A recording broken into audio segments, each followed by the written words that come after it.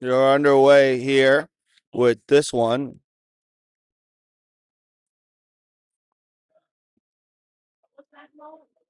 Plainfield South, your early leader.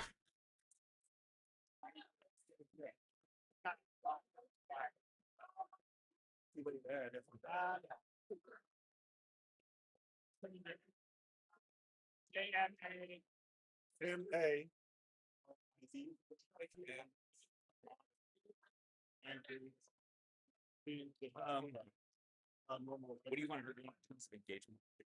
Yep.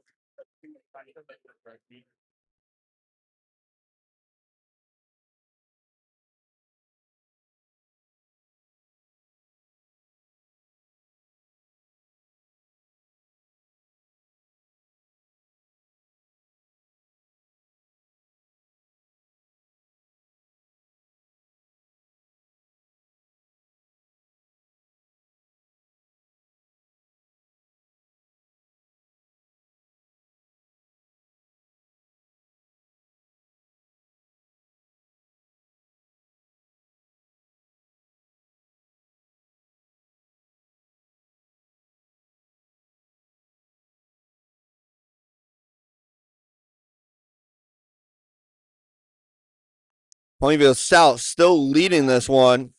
Looking smooth here. That's Dominic Bolger for Plainfield South, the sophomore. Normal West in second there.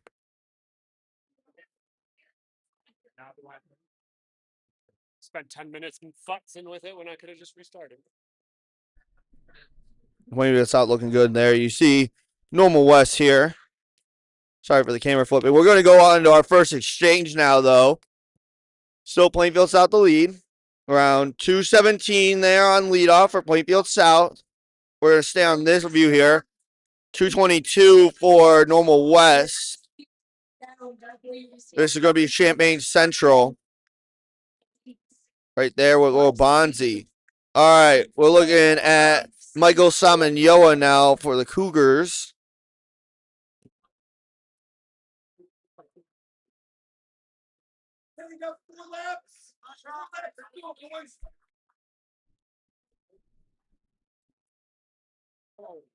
TV work.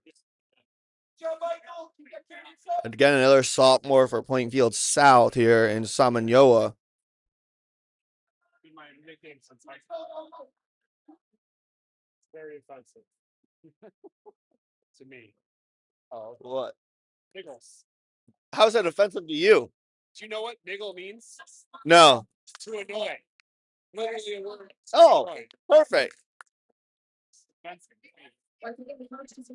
love the niggle all the time. 2 to go. Come on, 2 to go. Let's do 400 meters. Let's go. Actually, no, I'm not annoying.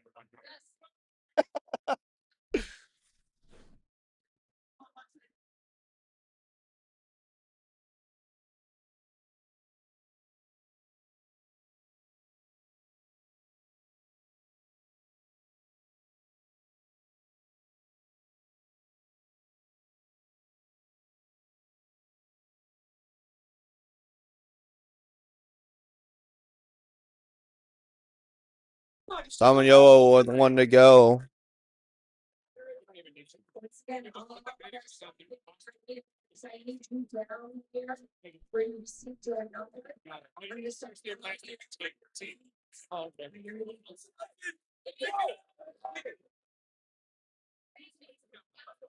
Because I'm sure there's still some problems.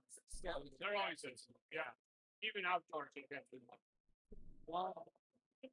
I guess there are some. And here comes Samanyoa. He's going to hand off to Andrade here for Plainfield South. Aaron Andrade now, your leader. We'll go back here. You're going to wait for Normal West here to hand off.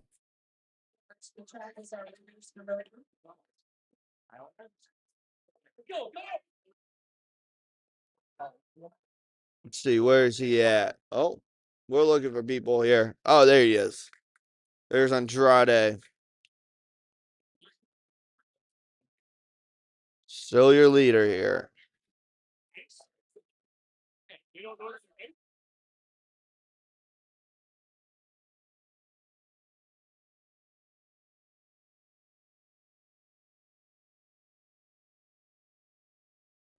There's Andrade still.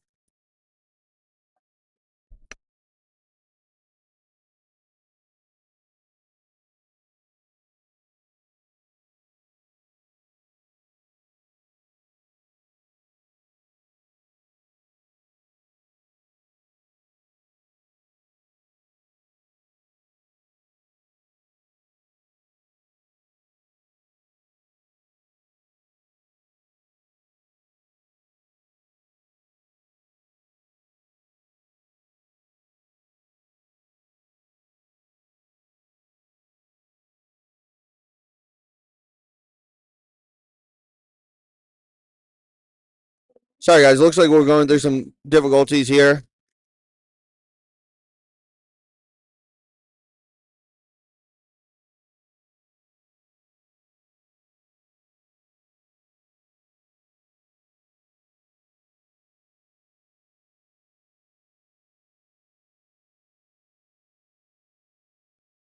Sorry, guys. We're back.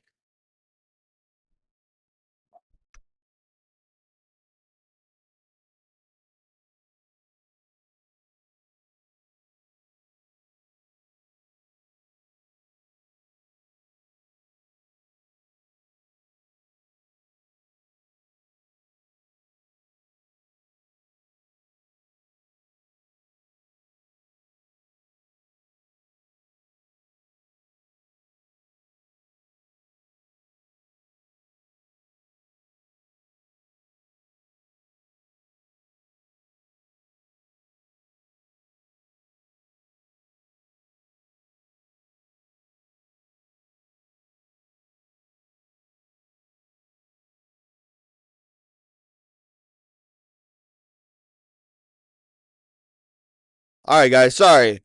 Dealing with some technical difficulties here.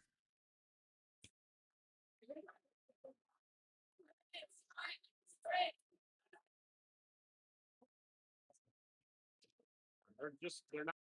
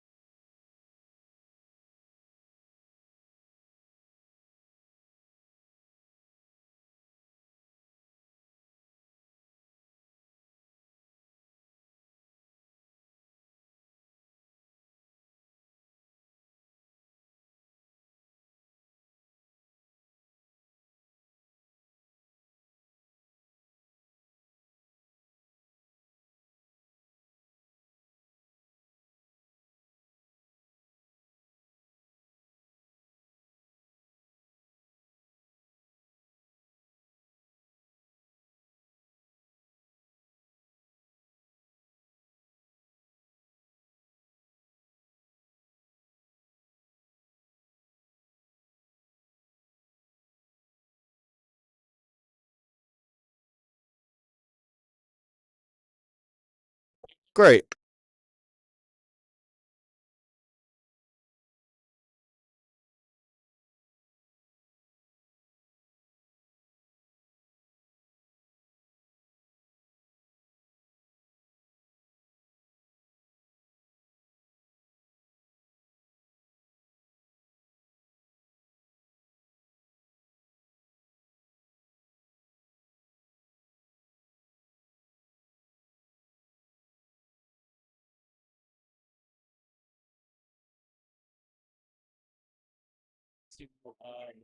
Alex Batsal for it is it's the foursome for Plainfield South. So they got to average 204 low per guy to get that done.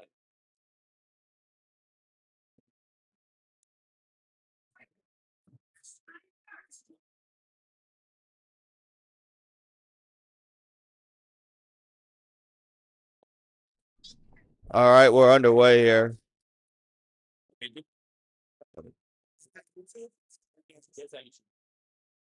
All right, Nick Valenciano leading this one off well. Hard to get splits in here, you know? It is, yeah. I mean, everybody, we don't hand off a common line either, so kind of watch around the track for approximate split marks, right? Yep.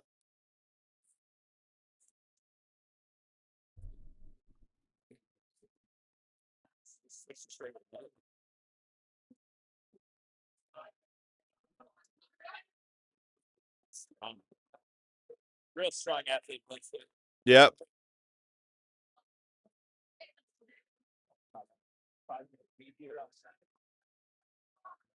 Second place.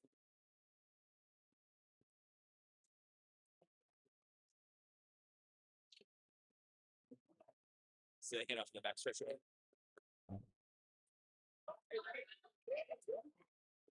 Mike, the kid that we tried to 300 meters to go here.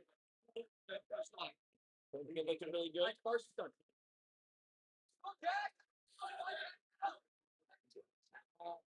He's gonna have one to go. They hand off each corner of the field house, so or the opposite corner of the field house.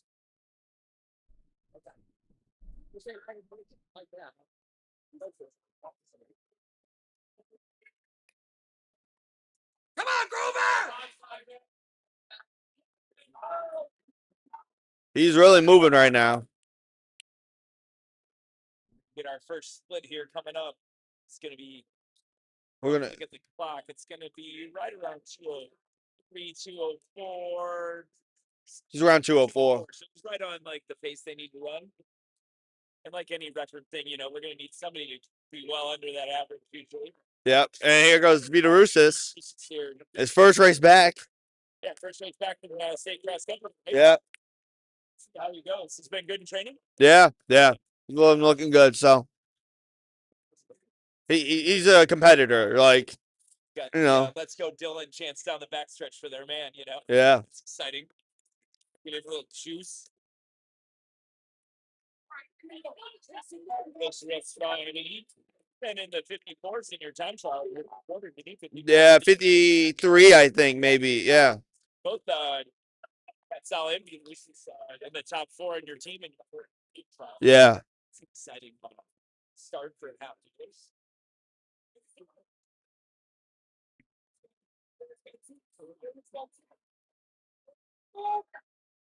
He looks strong. Here, so under a quarter to go.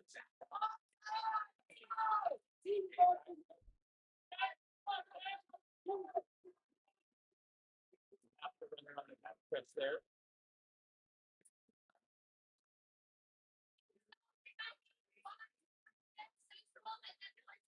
Got roughly around 200 meters to go. Let's see if we can get a 31 second close here.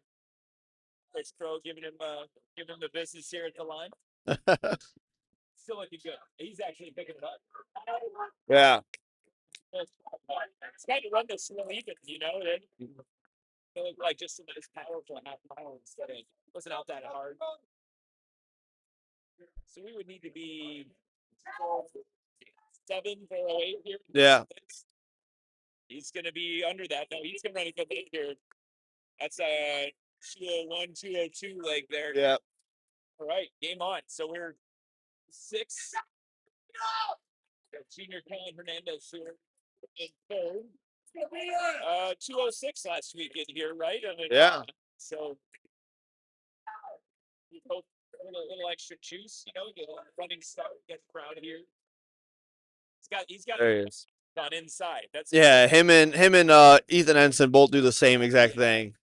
we gotta make sure that they can't see us through our shade. It's so bright.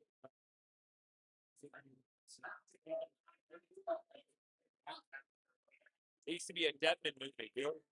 Yeah. The double shades. That's kind of fun. Ensign and Hernandez do this. Yeah, they do the shades together.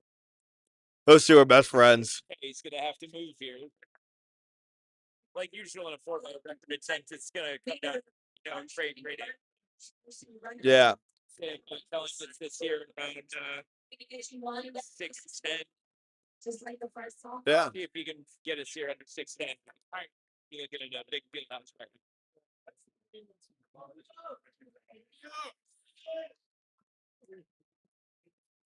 gonna have to go when he gets over to the far corner of the field house here. In through the curve. Come down the backstretch now toward Coach Crow in the exchange zone. See Coach Crow like urging him on. I'd run faster.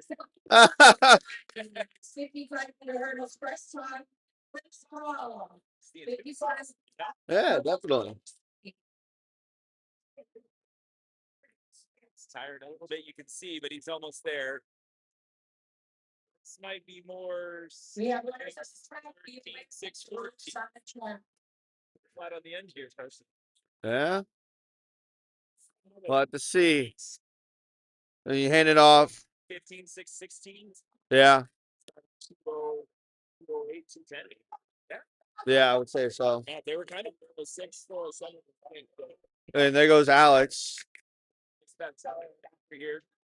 Gonna need to run 2 flat, basically, right? Yeah, he's going out hot. He's going out hard. He's perceptibly harder even than Peter Russis was. Peter Russis was 201, 202 here. Yeah. He knows he's gonna have to go. His teammates and coaches are telling him.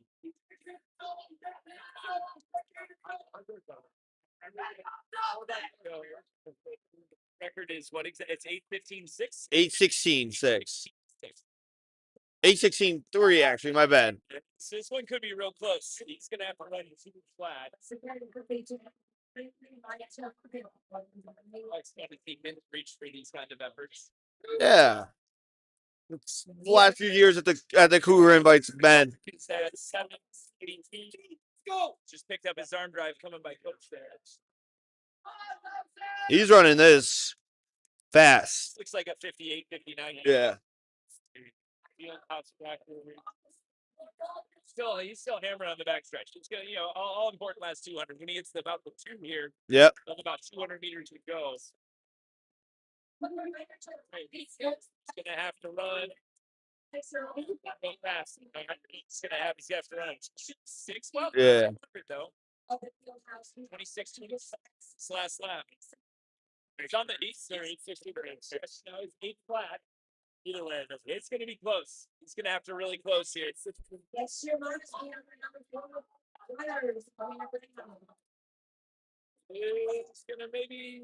gonna be real close. Maybe He's gonna, yeah. 8:17. Great effort though. Yep. Time trial effort. 8:18 and change.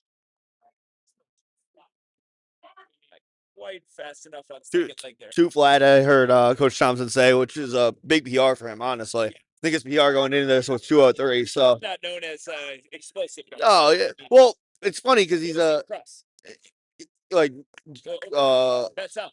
Oh, he ran 14:19. Yeah. Yeah. So, but he was a 5'10" high jumper in middle school. Nobody knows that. So he has some explosive. Yeah, he's explosive. Yeah. Yeah. Yeah. Oh, he's a soccer player too. He's got a little bit of Yeah. get up and go. Soccer's such a transitional game. Yeah, definitely. All right, we got 55s going on now, I think. Quite a few heats of 55.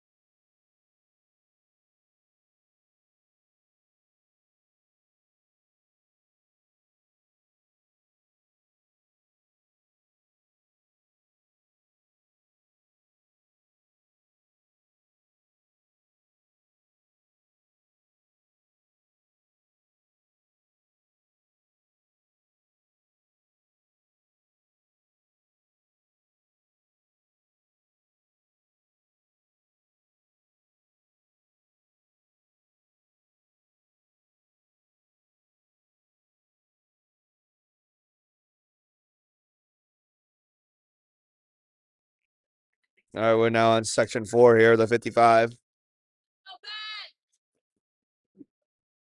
We're going to get our results here. Grayson Sparks, your winner there.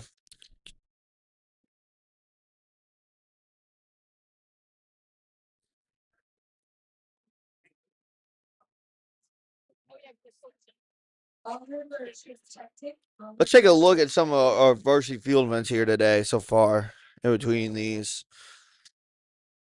As we look, going through shot put right now.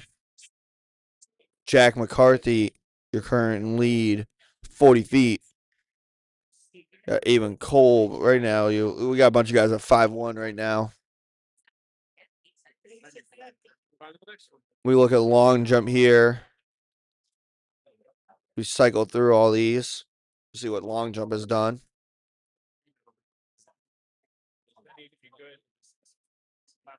Tyler Jackson, 20 feet 6. Nothing triple jump yet. Cool.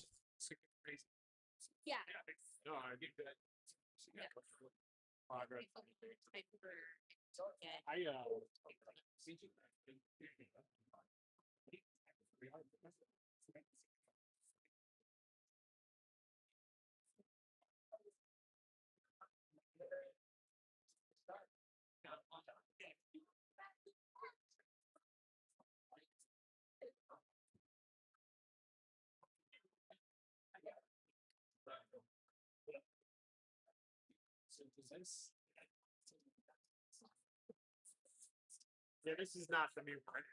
Oh, like this needs to that happens. I was just There we go. I'm all over the place.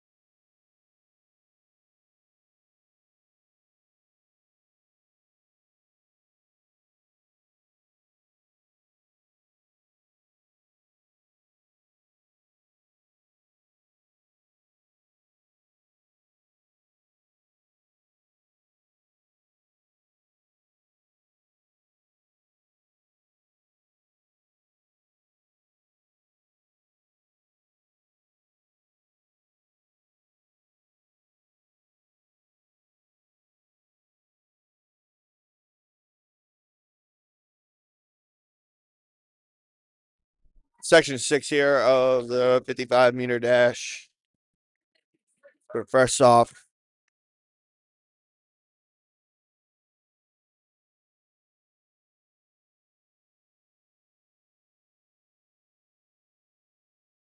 First off. 7:45.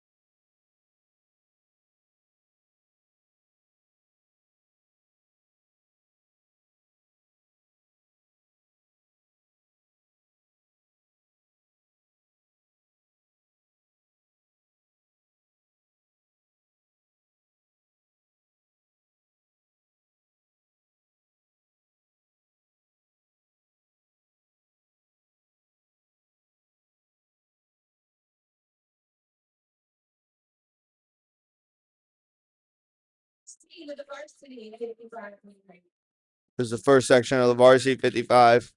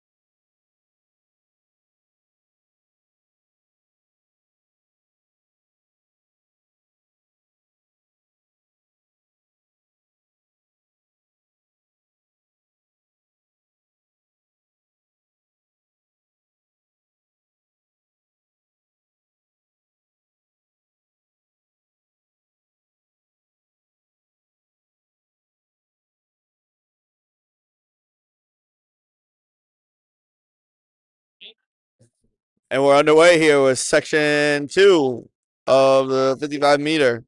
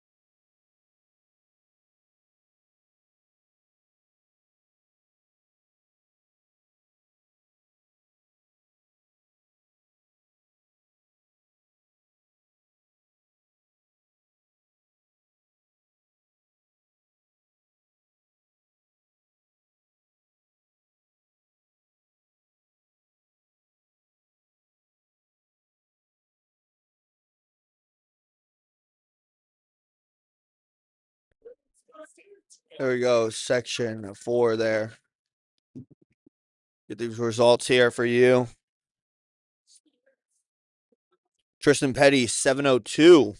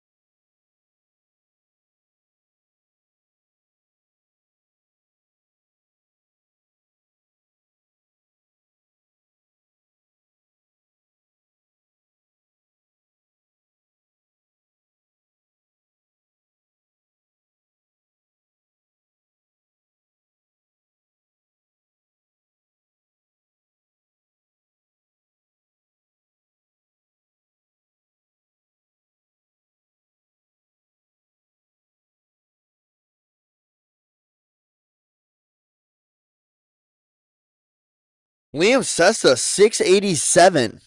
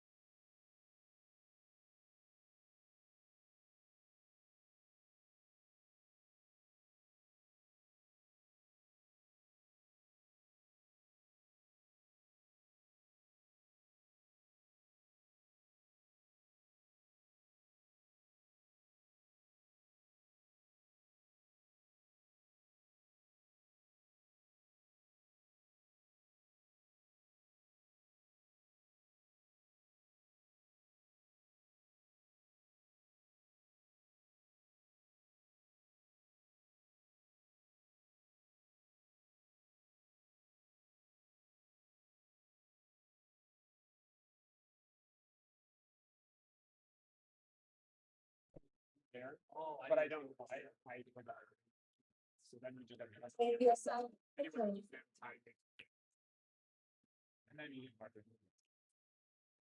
that's like that's the stuff I'm looking at. I'm usually just leaving here, not actually unless I'm looking. For me, I'm thinking that was really quiet. I immediately walked to the thing. I my heart jumped for a second there because Yeah, that's really it was quiet. really quiet. For going to sleep. Come on. Josiah Wilcox, 662 for the win, the sophomore from Plainfield East.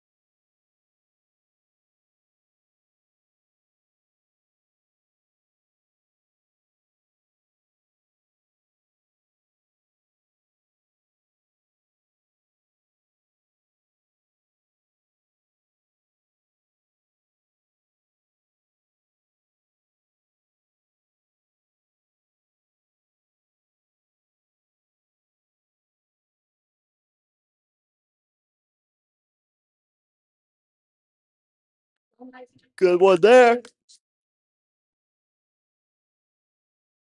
Colin Ford 660. Followed by Kroon 662. 682 for AJ from Plainfield South.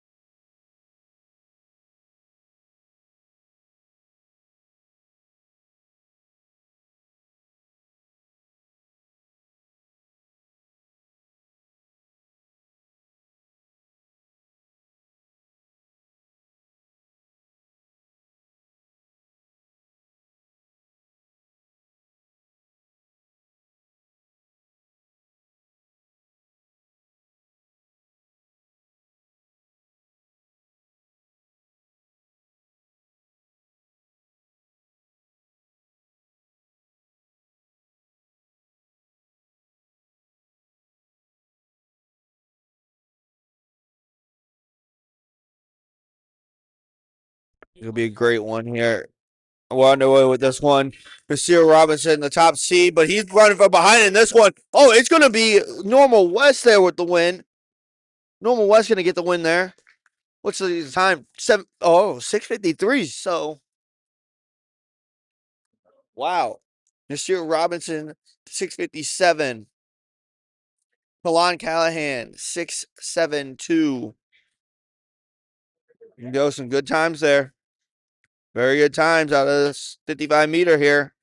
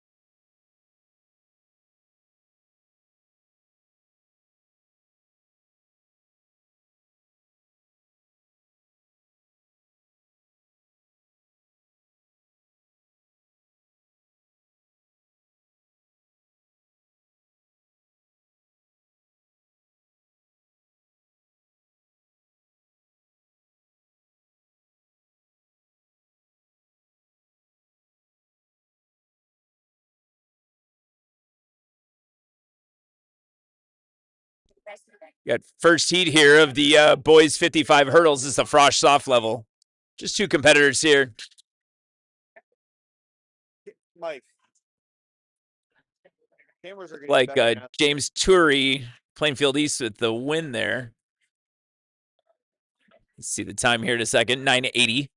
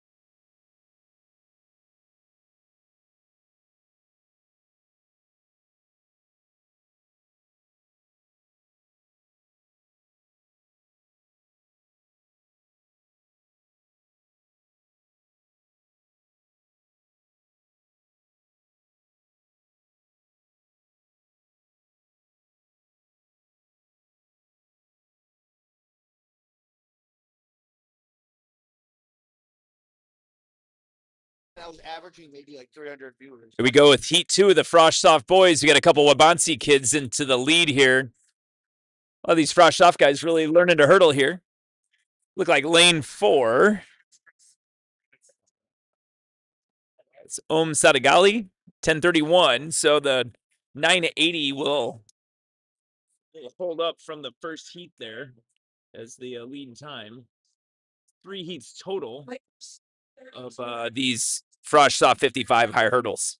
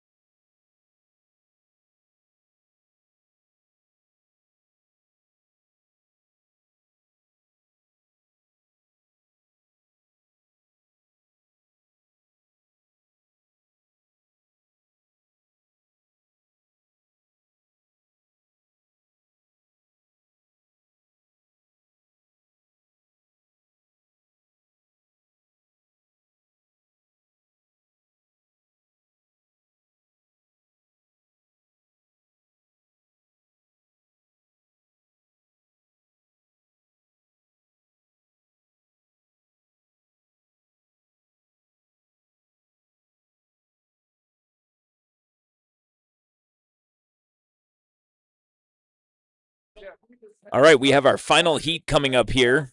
980 is our leader. We got Caden Palmer from Plainfield South as a season best at 938.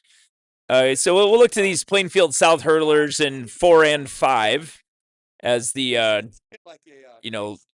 leaders based on seed times. So we turn to our last heat here.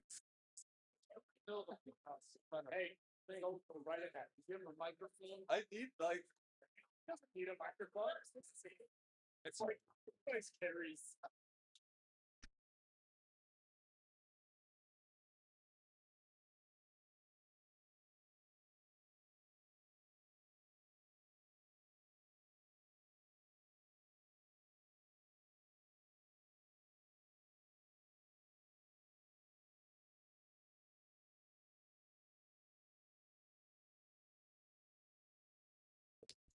All right, we're in the blocks here. Carson's working for me. Final section. US number 4.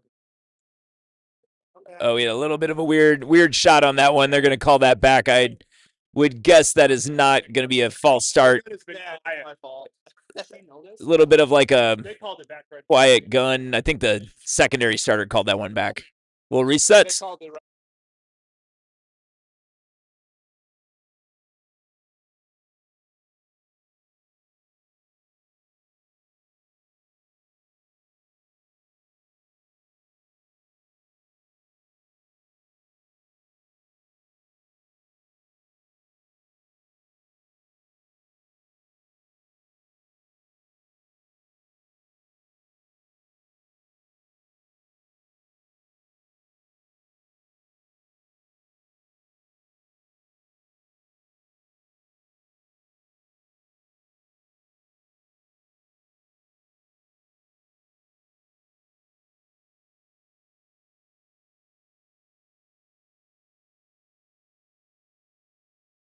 and it didn't work at every meet.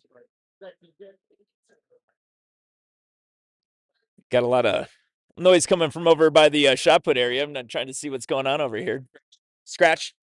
Yeah. Was it TJ? Was it TJ? Yeah. It's Plainfield South thrower. He's already thrown over state qualifying this year. It's one of our events to highlight today. Here's our get the reset now on the hurdles.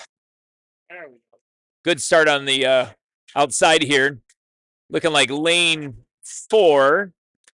Real nice. And then Deerfield coming along there real strong at the end, but it looked like Plainfield South in 4 for the win. Caden Palmer, 8.75. Real nice time. Definitely a big improvement on his seed time, as was Pastoral Martinez there, 9.86. So nobody in there had run under 9 seconds yet. And we got an 8.75 and an 8.86. So a lot of kids will be happy with that one. 3 PRs in that race alone. He broke a hurdle. This just in from live results around the state. We just heard that Giovanni Wiley of Homewood Flossmoor, 49 feet in the shot put today. Almost a 15-meter throw in Illinois today for U.S. number 4. 14.97 metric throw. Looks like about 49 feet 4 inches. Caden Palmer. I was talking to him. What did he discuss? I think we're also celebrating that Caden Palmer just broke a hurdle in the Froshtoff hurdles. We may have Caden getting a piece of a hurdle here. I'm not sure. Everybody's always kind of excited when a hurdle gets broken. I mean, some kind of indicator of power.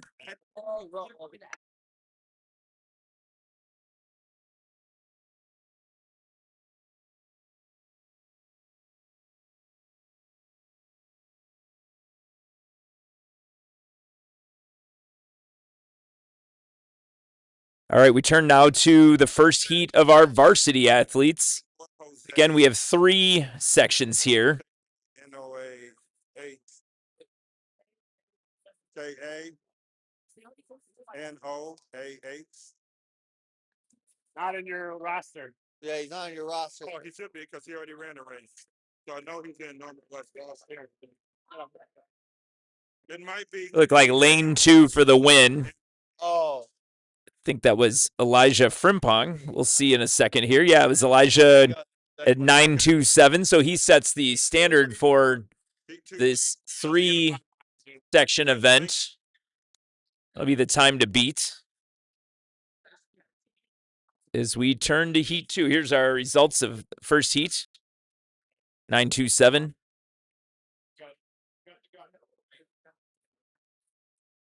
Again, you know, these early meets, the hurdling definitely taking shape. You know, nice if you have a field house to be able to practice hurdles. Real hard to practice high hurdles in a hallway, on carpeted hallways and stuff like that. So a lot of these guys just getting their feet wet, you know, getting ready to build some momentum heading into outdoor. See, the only athlete here with a seed time is Brady Knutson, Deerfield, the 9.15. He'll go out of lane 3.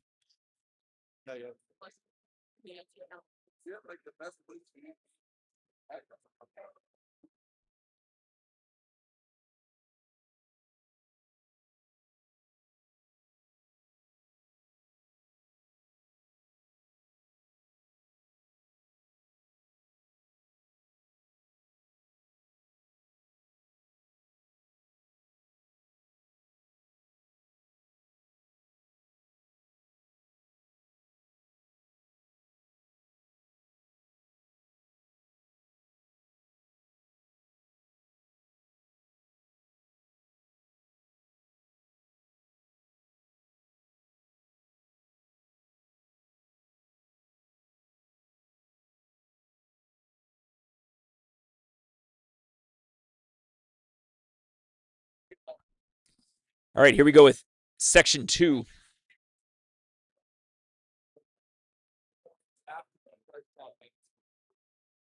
Oh, no, we had a big crash there. And then, looked like lane 4 for the win. Like I was saying before, kind of a ragged race. Not sure there was definitely some interference there. That might have been 2 interfering with 1. My apologies. Yeah, that would have been yeah. Lane 2, Ebenezer definitely crashed in. He should probably be a disqualification. Let's see if the official comes down and official's walking down, probably going to DQ Ebenezer there. Got off balance. Well, thank you for everything. He hit that second hurdle pretty hard and then went into lane 1's lane. And then, lane 1 did not finish there. So that's going to be a foul. The win there goes to Marshawn Anderson on the outside, 890. So he sets the time to beat with 1 section to go.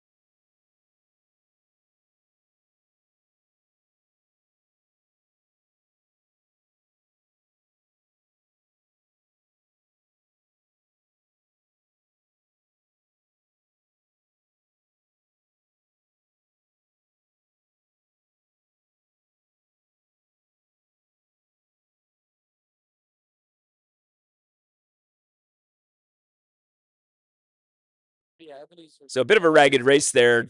Trying to iron out who's getting the disqualification. Here's our final section coming up in the blocks now as the starters got to walk back up here making a call on that last race.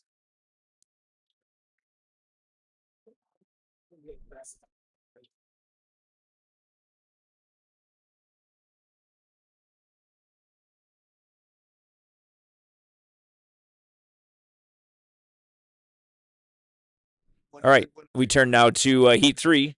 Again, not a lot of athletes with times. The top seed is Jackson Spurley, Plainfield South. He's going to go out of lane 5. PR of 817, season best of 817. So that would be significantly better than anybody's run today. We'll see what kind of start he can catch here.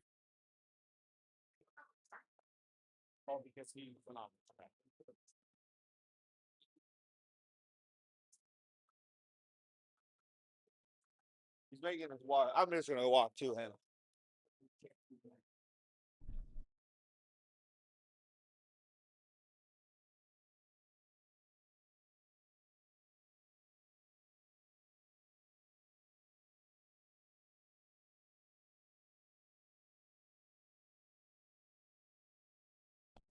Got a run out kind of happening here as they try to adjudicate what the call should be here. We may have a rerun of just the athlete that was interfered with here in Heat 2.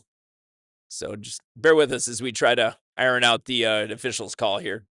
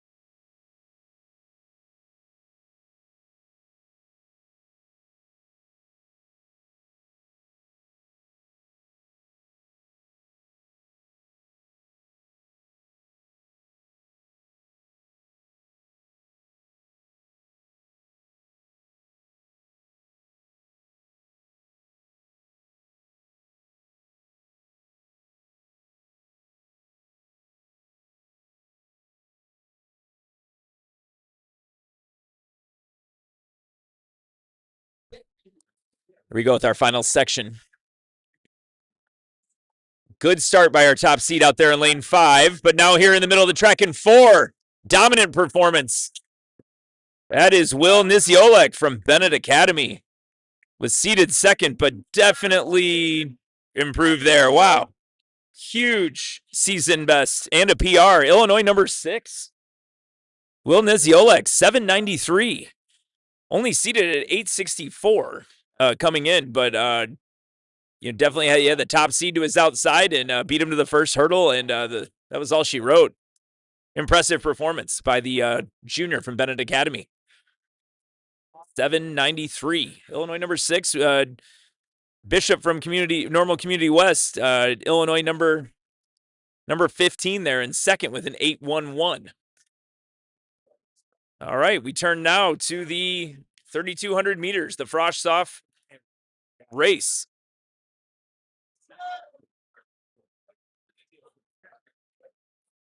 Top seed here is going to be Logan Capalbo of Plainfield South. He comes in with a 10:20.5. Got a lot of no times in here, a lot of freshmen, so that's pretty common. We'll see if some of these freshmen are just learning, or some of them are actually pretty good and pretty fit, and they're going to contend here. So,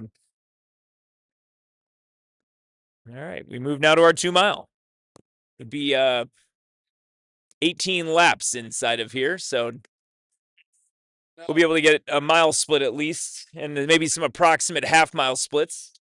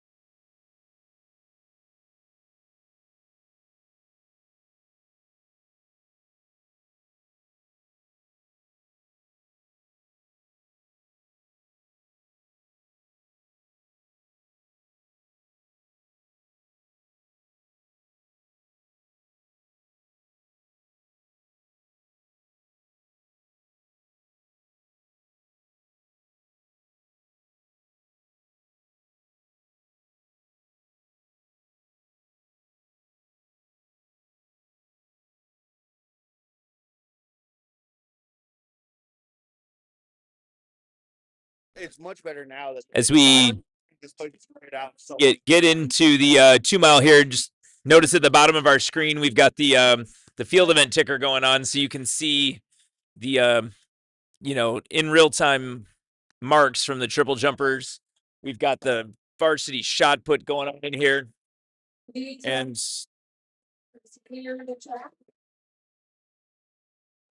we're off in the boys 3,200 meter Frosh-Soff. A lot of laps here.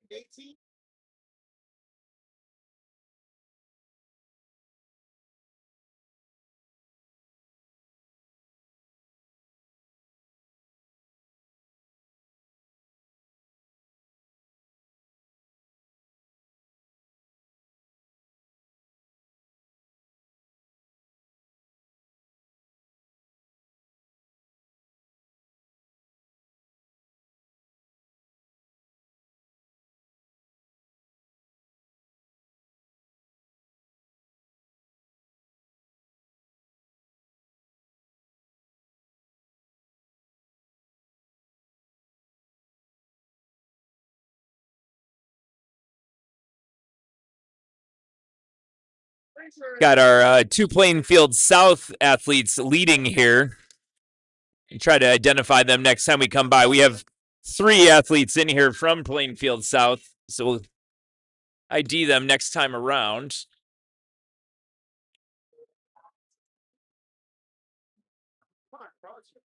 Once again, all 800 meter runners, you should have received your numbers.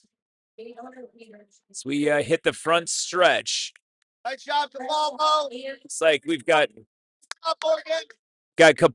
Logan Capalbo leading there by a step, and then Joshua Rico and Carter Morgan. So you got all three Plainfield South athletes running together. Champion Logan Capalbo. I'm being informed in my ear that Logan Capalbo was the SPC Frostoff Conference champion cross country. Looks like we got a little bit of lag on our screen here.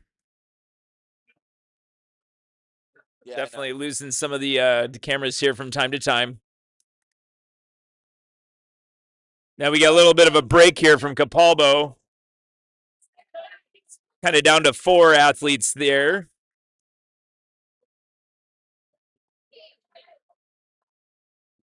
As the leaders hit the backstretch, they're should be coming up on the half mile here, or maybe past it, or right at it right now. Like 2:30 low looked like at the leader on the leaders there, and Capalbo starts to string things a little bit here. That's Josh Rico, the freshman, going with him. Being trailed by Nathan Goulet from Champaign Central. Plainfield South athletes working together real nice. Got Carter Morgan from Plainfield South in 4th. Capalbo looking real strong. Josh Rico catching a nice ride, although I'm not sure he's going to be on him much longer. Capalbo looks like he's got a lot of juice here. And definitely some gaps starting to form as they start to lap the field here.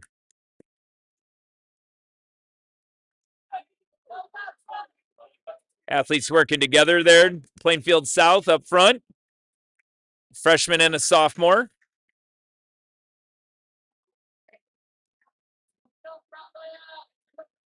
Capalbo continues to lead. Looking real smooth. Nice looking runner. What do you think they should finish? Just let us know. Arson's doing splits over here. Yeah, I'm not sure on what. Keep track. Capalbo, again, looking real strong. Dropping Rico a little bit. Getting fairly close to the mile. It'll be one more lap now to get to the mile for the leaders. Again, always a little tricky in here to know. Real tricky to know in here where your splits are. It's kind of running blind, you know? Oh, absolutely. Yeah.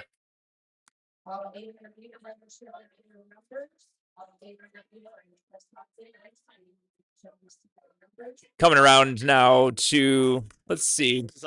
It'd be the mile would be, depending on where they started. No, the mile would be here. The mile's here. The mile line is right. Yeah, the mile will be right around here when they come by the common finish line. Big claps over in here for this shot put. Let's see if that didn't look like a crazy effort. Oh, here's our leaders now coming into the mile. Solid split. They're going to be 5'10", 5'11", 5'12". So good job of Capalbo leading his freshman teammate here, catching a nice ride. Anytime we get a freshman 10:30 pace, 10:40 pace indoors, probably a first time ever. It would be a real nice run for Rico here, for Josh. Yeah, definitely a good teamwork here by these two. You can see them out in front. Lapping the field, looking real confident on their home track. Real loose runner, Capalbo. Looks really relaxed. Definitely see Rico straining a little bit to stay on, but there's Coach Thompson getting on him in the curve. Give him a little motivation. Surge there. Coach Thompson surge. Yeah, a little Coach Thompson surge down in this corner. You put Crow in one corner, Thompson in the other, as they come back around now into the front stretch. 6 or 7 to go here. Coach Crow's yelling 7. As Rico stays on him. I like this freshman here. He's tough. He's hanging right in.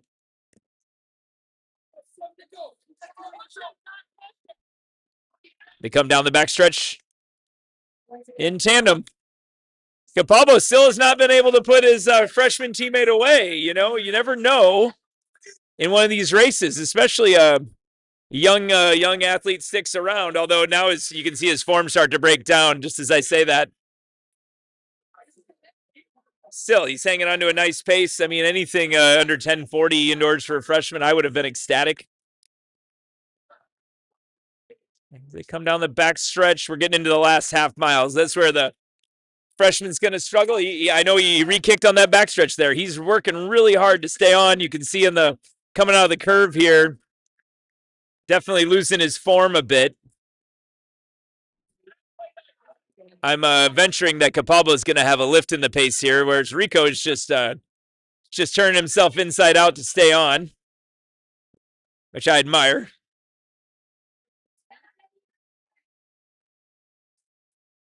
You could turn that mic on, yeah. I know. We got Coach Negliaccio over here going to have to tap in to talk about distance running, you know? He's doing a great job. Just still sticking with him. Yeah, I'm impressed. You know, I love these early season races. You get to see these kids like he's researching every time he looks yeah. Coming off, he's still right there. Yeah, you know, you let a guy hang around and all of a sudden he starts to smell the finish line, you know? Good. Yeah, I thought about 2 laps ago he wasn't going to have any chance in this thing, but Got 3 laps, I think. Yeah, no, he looks like he might take it now. We'll see. now he's into the last quarter. Maybe he starts to press on his teammate, but we shall see. It's yeah, sophomores got a little bit more bounce. You can see them coming around some lap runners down in the curve now. This should come around to 2 laps to go, so under 400 meters, right at about a quarter right now. He still can't shake him though. 3 more laps. I love him. He's holding on really well. He actually looks like You know, we found yeah, it. I like the you know, it's just a tradition at Plainfield South to be a tough nut. Yeah. I like it when I like it when I see it. Yeah, absolutely. He still is not shaking him all the way. He gets a little tiny bit of a gap. You know, he just closes. Rico just keeps coming back. Very fun race. Logan Capalbo's led this entire thing. It's going to come down to the final lap. I think I'd put it to the sophomore. The sophomore looks like he's going to be able to lift here.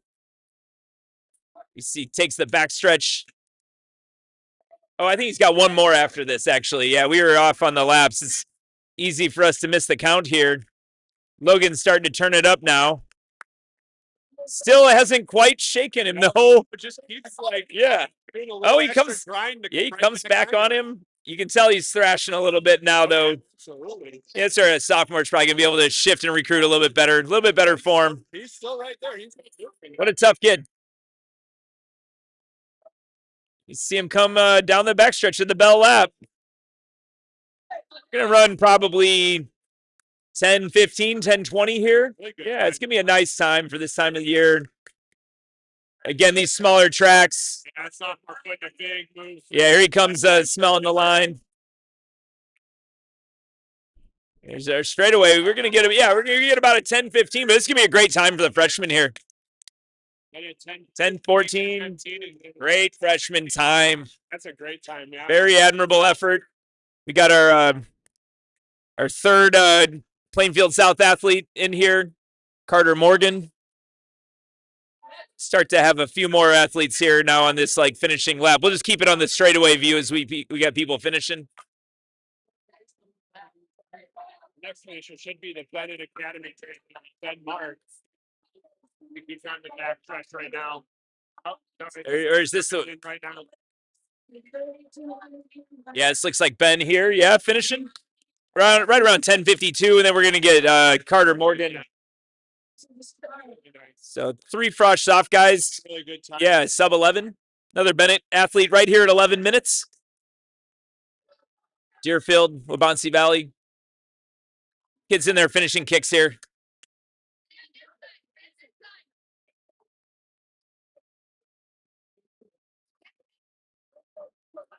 We'll roll this along. Watch everybody finishing. We'll give you guys the finishing times. A couple of these guys got a couple more laps to go. Got Coach Friedlander out here yelling at his guys out on the front stretch. One of the best coaches in the state. 2A state trophy this year for Friedlander. Yeah, they got third. Yeah. It's a couple state trophies now for Second a couple years. Deerfield. And now third this year. I really like that Deerfield team this year. They were tough the whole year. They were amazing here. They looked like they'd be in the hunt. Obviously, that Dixon team just There's so much talent. such a deep team. They were always in the hunt for second, third, always having a place in that trophy hunt. Yeah. And Scott, you can see him. It's fun to watch Scott coach. Every level, Yeah, he's going to coach every kid. You know, he's got his guys that are over 12 minutes, one left to go. He's out here with lots of energy. That's always, to me, a good distance coach. Field's always been on that bubble gap for 2A, 3A. Yeah. Cross, and I think they're stably in 2 now, so they're always going to be a hunt. Yeah, They they kept us out of going to state 2 years ago because they were in 3A. So we'll keep them in 2A. Yeah. That was my son's sophomore year at Palatine. Deerfield qualified to state in the 7th spot, and we were 8th. Yeah. Yeah, They not had a such good not team a that happy year, day. too. If they were in 2A. 2A that year, they had a chance at winning that one. Absolutely. Going to be a good race here for the final, even for the last position. We got Plainfield East and Deerfield. That should be our field. Should be our field. Great race up front, though. That's the highlight in that frost off. Yeah, really good race. I always like indoors. Mike here on the, coaches at Palatine. You always love seeing one of those frost off guys really have a breakthrough race. You don't really have marks. You don't know how good they are. We got a couple of those guys right now. Yeah, you can only tell so much in a workout. Kids, Absolutely. different as a frost off athlete pro. It's kind of nice to get some frost off kids racing at their level. Oh yeah. They get a little bit of competition, more with kids competition. outside their own friends and teammates. All right, so everybody in this race, we really don't know what's going to happen. I mean, we've got everybody is seated at a flat time, which means these are all estimates. Nobody has run the 2 mile yet this year in this race. So, and again, up top, this is seeded to be Deerfield and Plainfield South. I guess we got Brady Prokop with a PR of 10:01. I'm not sure if he's run that event this year. I would guess not. It's pretty early in the season, so. Again, you get Plainfield South just trying to build back after their cross-country finish, which, ultimately disappointing but incredible in its own way. A crazy story with Dylan Buterusis passing out in the state meet. The team was right there to win the state title. Team ends up getting 6th. But Dylan Buterusis, we'll see. We saw him in the 4x8 today. Was the entire reason they were running well. He was run out of his mind. So I like the spirit of these Plainfield South guys. I'm excited to see how these 3 step up in this race. We got Atticus Stevens, who's a junior, Brady Prokop, a senior, and Asim Saba, a junior. And then Jasper Fine and Jay Noren of Deerfield, and then Damian Schultz of Bennett Academy, freshman running varsity here. We'll keep an eye on hip number 5. You got a freshman bumping up into a varsity race. Must mean he's got something to give if he's put in here. So those are our top 6 seeds. We'll see how it goes.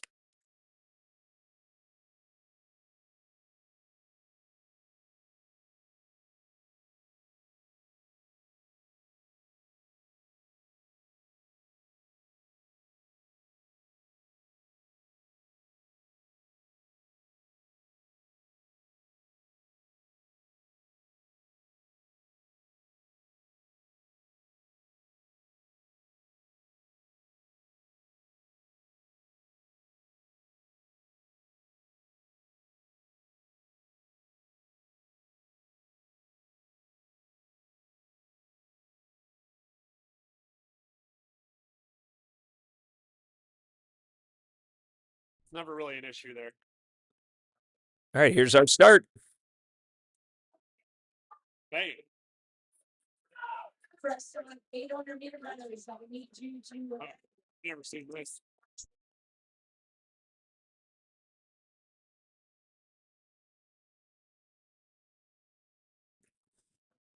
All right, we'll grab our early leaders here. We got looking like Brady Prokop, who's our top seed at least by PR.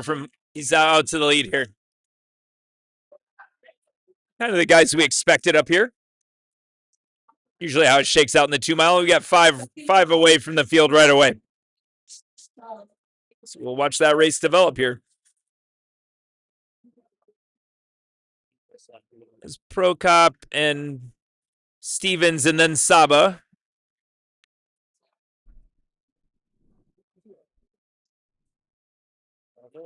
Let's see who else is grabbing in here. That's Jasper Fine and then John Bertucito from Plainfield East. That's our group of 5 away here.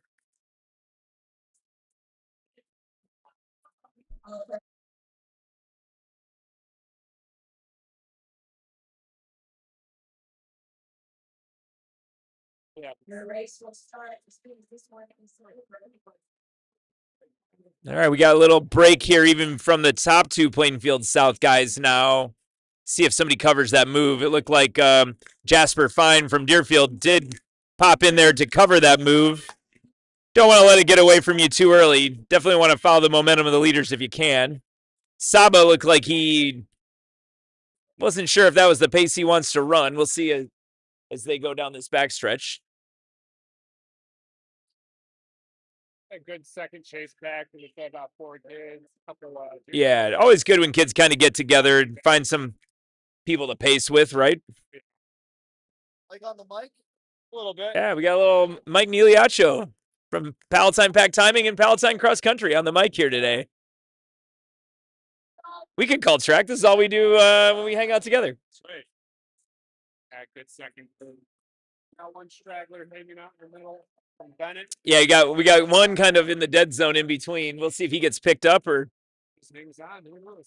Yeah. Kids falling off that. That's right around the half mile there. It was right around 2:28 on the backstretch. Just an estimate because I can't quite see the line from where I'm at the finish, but yeah, 2:28. So it's sub 10-minute pace. Now we got Saba making a good move. Get right back into this. Bertucito goes off the back a little bit as we come through now past the half mile. Plainfield South, along with Nolan Fine, kind of the top 4 now.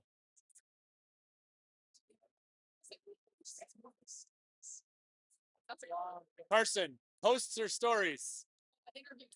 Either one. Either one works, yeah.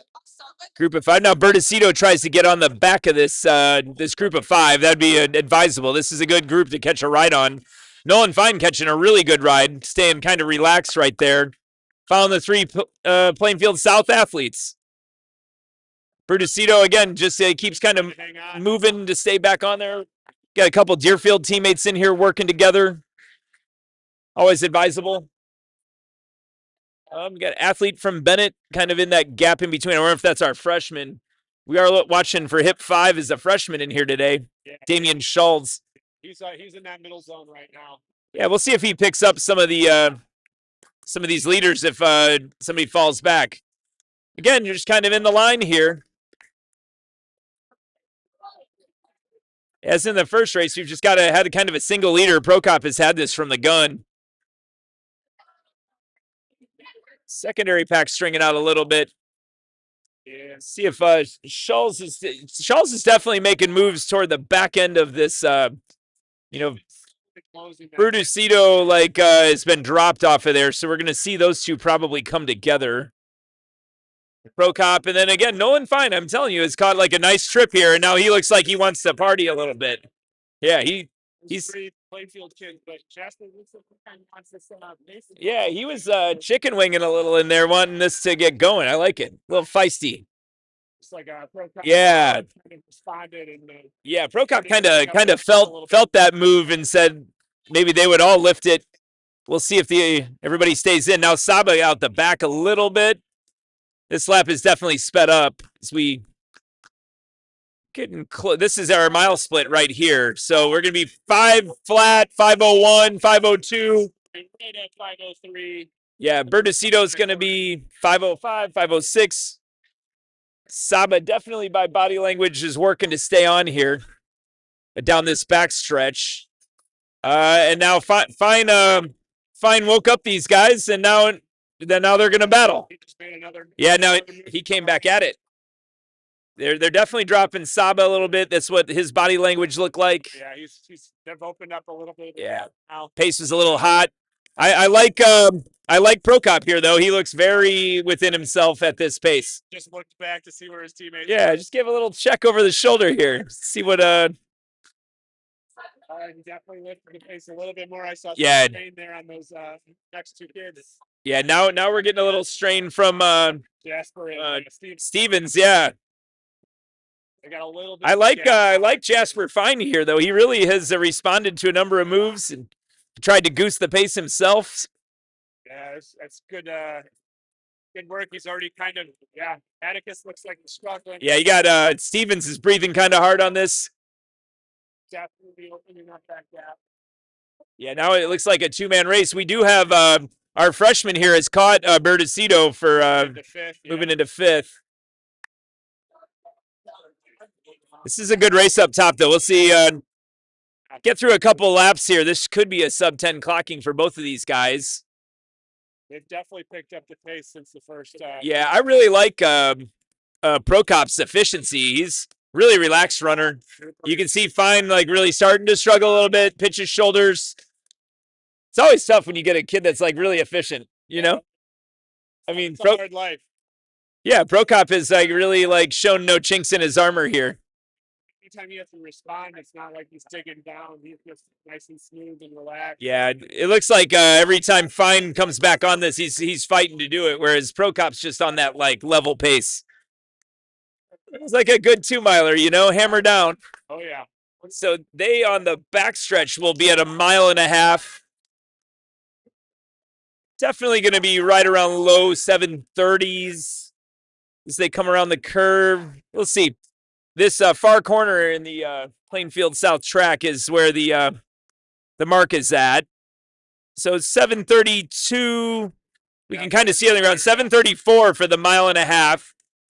Definitely Prokop opening it up now. We'll see. He's listed as having a PR of 10:01. He's got a chance to sneak under 10. I mean, of anybody in here. Looks like he's got the 10:24. Oh, he's gonna smash that. Yeah, no, he just got to hold his form together, and he'll be well under that. Let's see if let's see if Prokop's got a 70 in him here at the end. You know, definitely he's gonna probably need a 70, 71 second final lap. He's now opened up a decent gap over Fine. Yeah, we'll see. Some 2-milers can shift gears, some don't. Yeah, sometimes he's real efficient. Yeah, he's bringing a little bit more pace. We still got Stevens trying to come back and catch Fine now. I like that. He has not given up on his placement in the race. Prokop, fun runner to watch though. He just keeps expressing efficient speed. He hasn't really twitched anything here. Not at all. He'll have, I would believe, 2 to go when he comes around here. Yeah, he's going to be at like he's really close to a quarter to go here. It's like right where it's kind of right around that. So he'd have to run real fast, but I'm not sure he's going to break 10. But this has been a great effort. Going to need about a 62 to break it. Yeah, he's not going to do that. No, less than that. Yeah, he's picking it up. Got Brady down the backstretch, kind of picking up some of these lap runners. See if he can twitch. You can see him coming out of the far curve in the field house here. 200 to go is this white line right in front of us. Yeah, so he's 9:28, 9:29. Gonna need a real fast time, but not impossible, but probably not happen. I'm guessing more 10:03, 10:04 here. He's taking it. Yeah, he's got a nice kind of 2-miler kick going. And see him down in this last curve. He's 9:50 right now. He's probably going to be about 10:03, 4, 5. Yeah. He's coming now, though. He's 10 low. 10:02 and some change. We got Nolan Fine is going to huge PR, right? 10:09. 10:10 for him. Stevens. Like 10:15, 10:16. Yeah. Nice times. Good times. Yeah, especially on 9 laps of the mile track. We got, I think this is Asim Saba. Yeah, 10:25. Here comes our freshman. He's going to run a nice freshman time here. Yeah. This is Schultz. Yeah, 10:35. Nice time. Got another Lucas Bryan from Deerfield there under his seed time. Bertocito paid a little bit on that one. Bertocito still went under his seed time, so coaches are guessing this time of year. See if we can get some results here, as we got a couple guys still finishing. Got some QPRs in there, which is always good. Yeah, we're gonna see that in the results here. Steve. Definitely a PR for Jasper Fine. You said 10:24 was his previous, so that 15-second better for junior. Another great drop.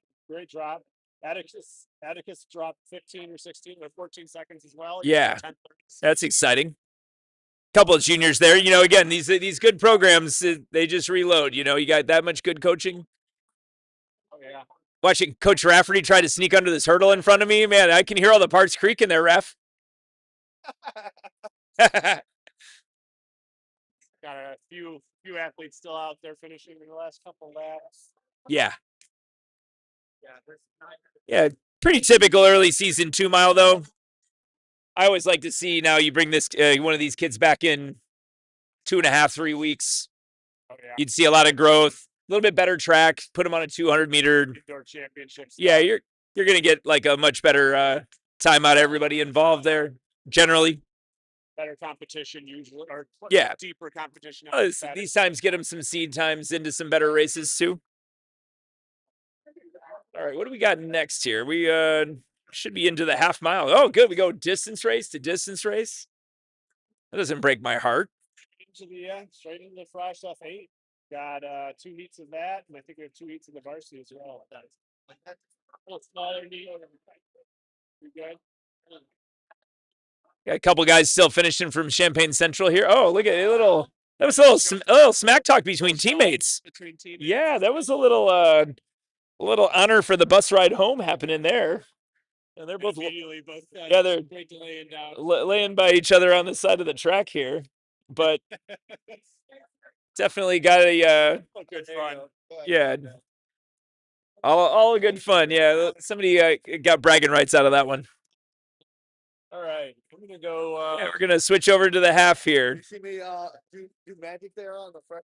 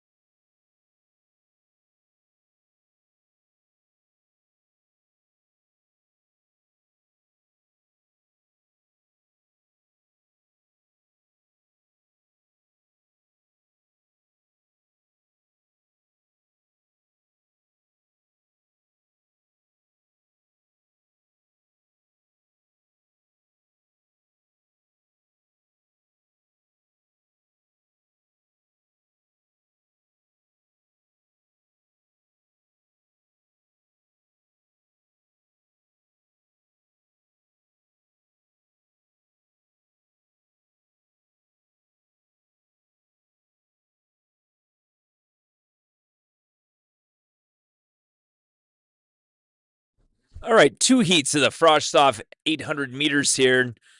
Nobody really with a verifiable seed time in here. Got a couple PRs right around 2:30. But again, early season Frostoff race. A lot of these guys, this is their first. It's just gonna be their first race of the season, or at least first time in the half. So we'll see how it goes. Somebody'll surprise us.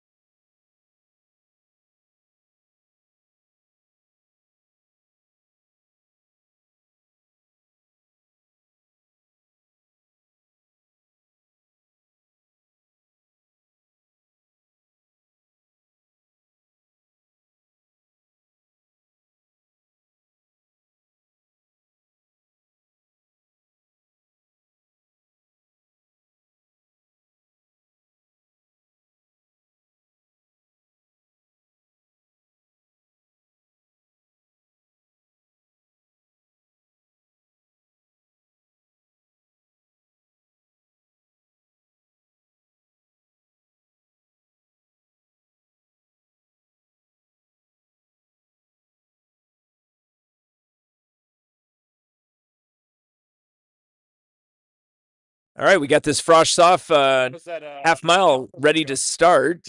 Oh God, I totally forgot about it. Just got word that Thomas Jokum from Glenbard South just ran a 9:10.59 at the Greg Foster invite. That's at Proviso? Yeah. Yeah.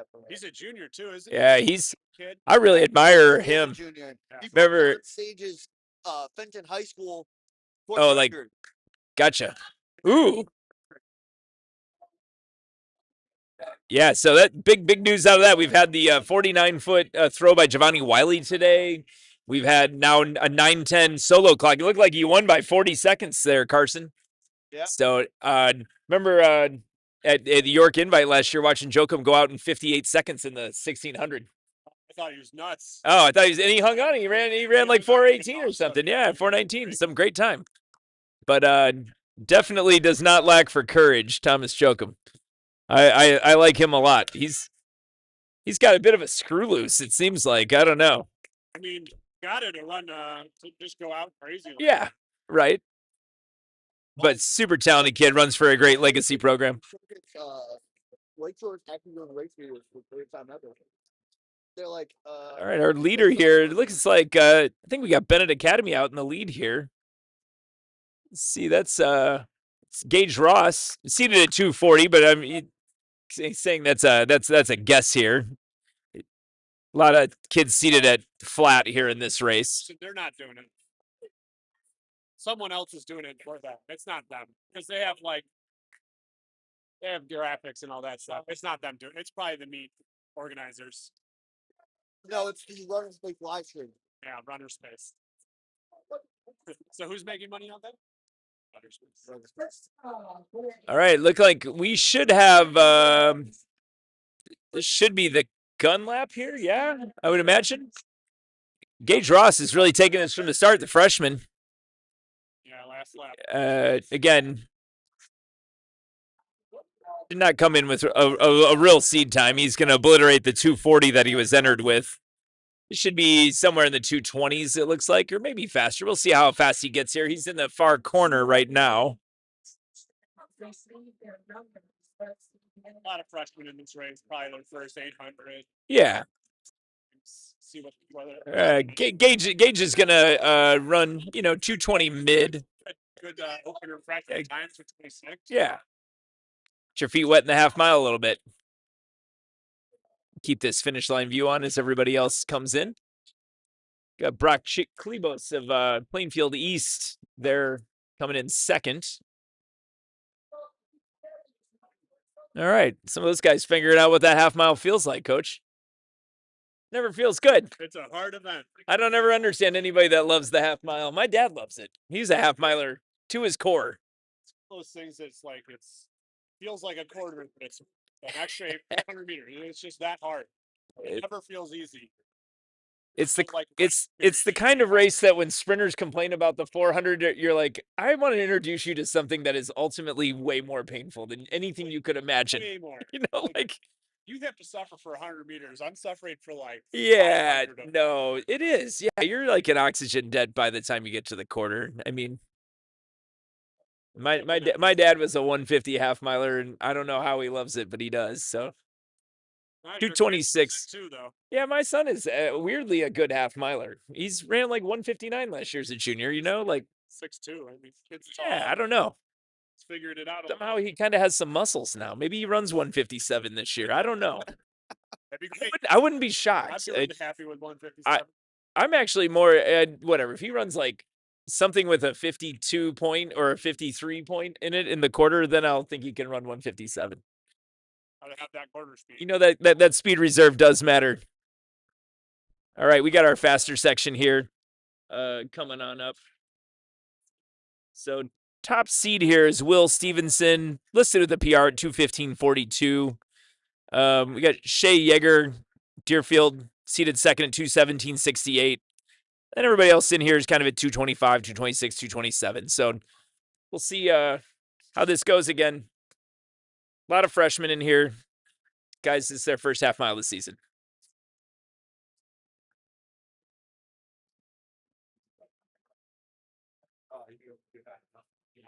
So Carson Vittorio's sitting here behind me. You got The two Greers have run 9 flat. Jokum has run 9:10 for fourth. Max Weber has run 9:08. 9:08. So he has 4 Illinois athletes at 9:10 or under already in the 3,200. All Class 2A. That's exciting. All right, here's our start. That's Beckett Craneville, I think is how we would say his name, to the early lead from Normal Community West. Normal West, and he has the lead down the backstretch. Out real hot. He's out by about 10 meters here. See his lead coming into the front stretch. He's going to take this now with 3 to go, I believe. He's out hard, very aggressive. I like it. Half mile's not going to be too comfortable, just like we were just talking about. He's really sees this one. We'll see how this goes. We've seen it go a lot of directions. He's still looking solid down the backstretch. I see his shoulders coming up a little bit. Now we got, it looks like a Deerfield athlete. Maybe that's Jaeger trying to catch him now in second. But yeah, you got about a 15-meter lead here from Beckett Craneville of Normal West. It's got 2 to go. Now we've got our Wabansie athlete, our top seed, Will Stevenson, moving up. And again, the half mile can be a cruel mistress. We'll see what happens in the back half of this race with Beckett. He definitely looks to be tying up a little bit, but he's building quite a good lead. My money might be on the Wabansie athlete here, though. We shall see. He's kind of come. That's Will Stevenson of Wabansie Valley trying to. The catch doesn't look like it's going to happen, though. Can't quite sniff it. Too big of a gap. I always love the early bet in the half mile, and it works out more often than you think. It's a long race, but Yeah. a good gap. You have at least a little bit to finish, but you should be okay. Yeah, no. A race like today, a little bit of rest and then a re-kick here. And I mean, that gap has just gotten bigger. Yeah, no, he's had a nice race here. This is going to be a good time. 2:10, 2:11, 2:12. Only came in with a 2:24 listed PR. Now we're going to get Shea Yeager, came along late there from Deerfield for second. Big PRs. Yeah, good season best or PRs by some athletes there. Got a couple more still out there. Keep it on this straightaway view before we give you the times. Everyone's finishing. So it should be Plainfield South. Oh, is he going to re-kick? Nope, no re-kick there. Fifth place there. Wabansie there. And they're good. Let's check out some of these track results here. Nice run by Beckett. 2:10.84.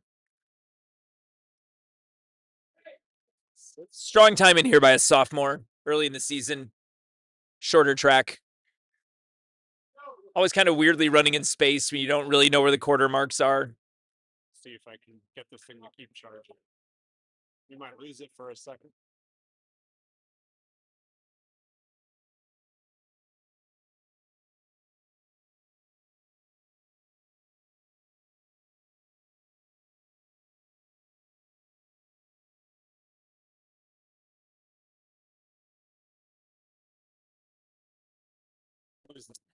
All right, we turn now to heat 1 of 2 of the varsity 800 meters, and nobody in here has a listed seed time.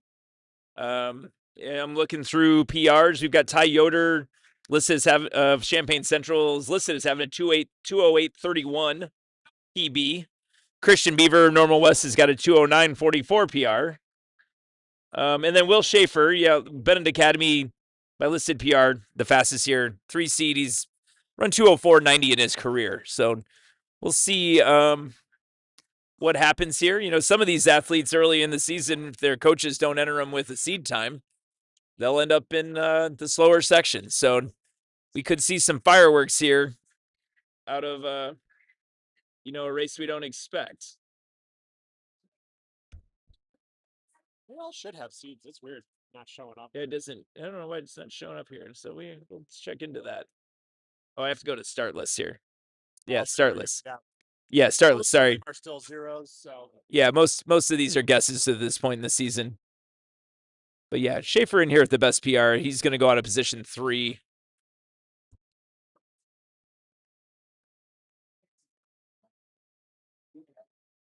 And we got a Really solid field by PR coming up here in the second section. Led by Alan Watkins, who's got a 159 PR. Micah Lamb from Abonsi Valley's run 159 in his career. Reed Maranovich has run 2 flat.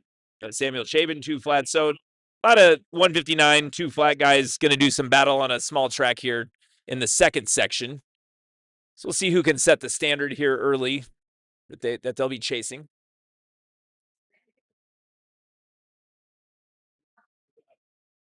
All right, here we go.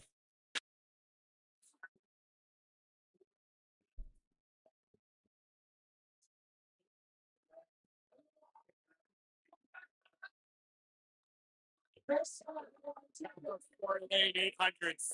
Just a battle to get position. Yeah, no, I mean, it's so a little dangerous starts in these 4-lane tracks, 800 meters. No super rallies or anything like No, that. It's just everybody right off the waterfall. Yeah. And nobody's really establishing themselves here. We got Austin Ritter to the lead.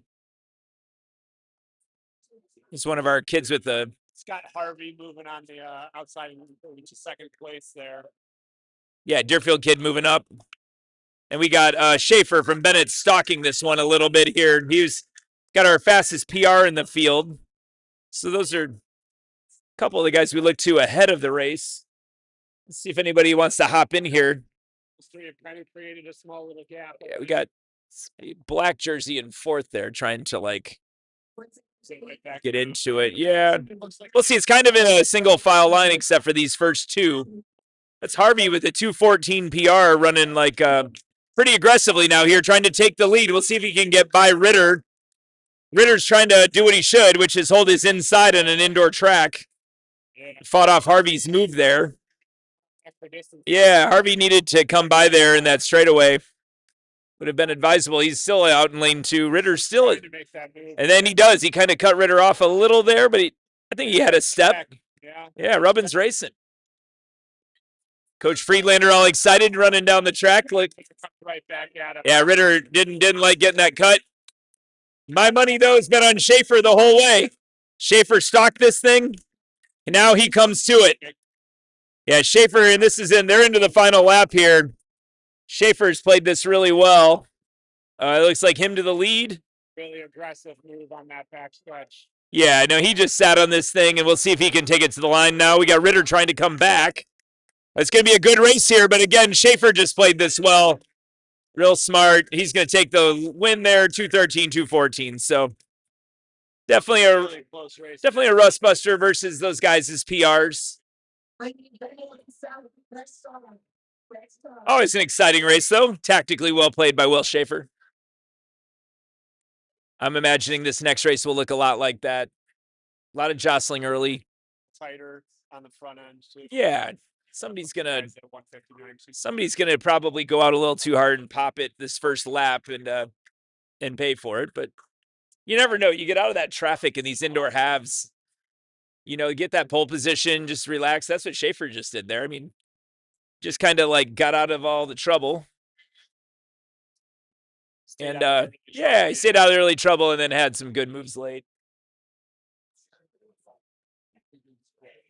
We're getting our instructions over here. Still.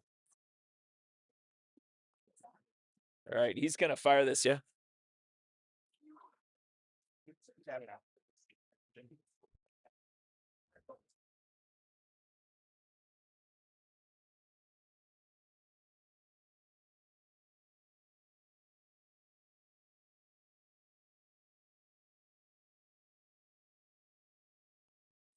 All right, here we go. Like we said, there's going to be an aggressive start here, and there was.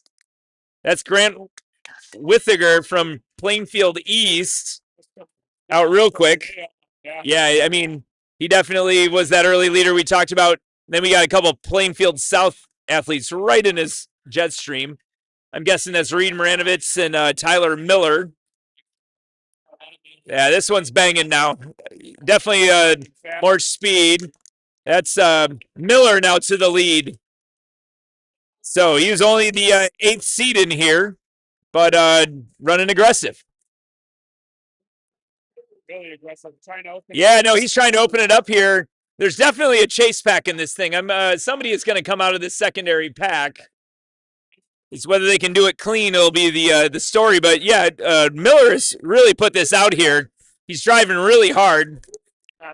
Two to go though. Yeah, Chabin now really making a good move. Chabin's kind of come out of this chase pack. I would bet that he is going to have a good steam. So he's definitely gonna be kind of. Miller's still hanging on, but it feels like just like he went a little bit early in this thing. We'll see. Chabin right on his shoulder now. Yeah, Carson Vittorio behind me is talking about how he loves the aggression, but now here's our jailbreak late. Now we get Ethan Wright to the lead. Now we might see the Deerfield 1-2. And that's how they are. Here comes the Wabansi athlete getting really fun now down this backstretch. Micah Lamb firing really hard. Oh, good. Lamb is coming like with a lot of steam. It looks like he's going to hit the front stretch in the lead. It's whoever plays their cards right. Great final stretch. Oh, look at this. Chabin. Oh, Chabin. Chabin to the win. Not often on a 4-lane track you give up the lead and come back to it. You know, very impressive run. Again, well played by those guys. You know, stay clean enough in the early running. Chapin 204.6. Michael Lamb 204.7. Reich 204.98. That tells the story. That was a hot race. Good to get the competitive juices flowing. Yeah, those two Deerfield kids were on their team a couple weeks ago that ran 8:15 super early. Oh, okay. Really? They were number one for a little bit in Illinois for a while. I mean, nobody's really put their 4x8s together yet, but they got to run it on a nice track at Auburn, Rockford, Auburn. Oh, okay. They're at the Al Lowe thing. Yeah. But yeah, early season really. That's been the impressive thing about Scott's team this year. He's just got depth. You know, there's just no way to say it. Scott has got so many, like 16 flat, 15, 30 guys this year. You know, inevitably what's happened with Scott's team is that Chandler and Calderon, you're going to pop some champions out of that big mass of guys, you know. I thought that was impressive. Super fun race. Always love to get to see a good race. The half mile indoors does not generally disappoint, you know. Actually, like Miller's corners are kind of fun in the grid. I thought Lamb did everything right. He just got outkicked. Yeah, he just got outkicked at the end. 0.08 of a second. I mean, Vittorio behind me talking about Miller's race. I liked Miller's race. It was gutsy. Different kind of aggression. You could kind of feel that he wasn't going to be able to take that all the way to the line. But you gotta be willing to sometimes try. The willingness to try is more valuable than the time, you know. All right, I'm gonna go get some pizza. I'll let one of you two hop in here for this 4x2. Carson could take over.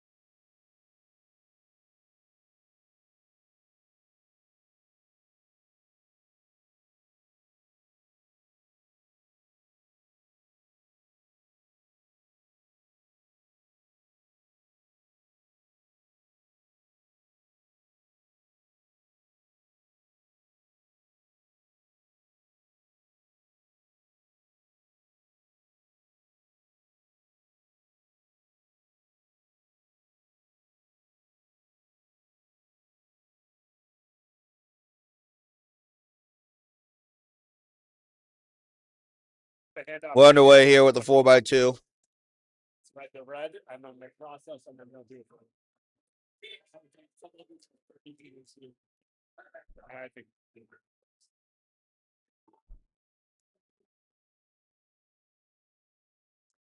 I have to get it. Good racing here so far.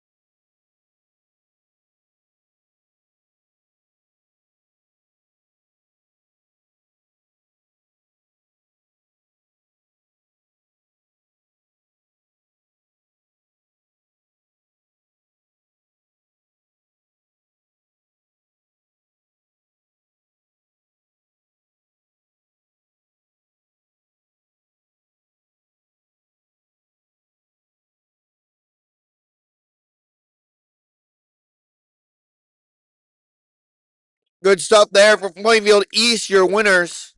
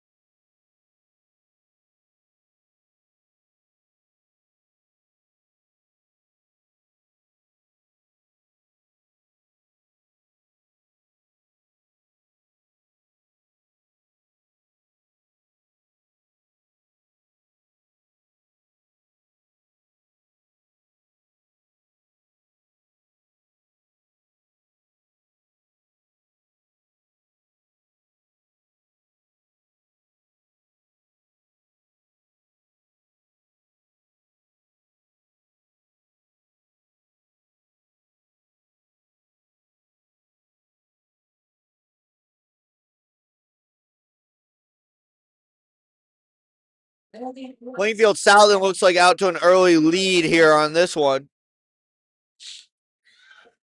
Yeah, so the first handoff there.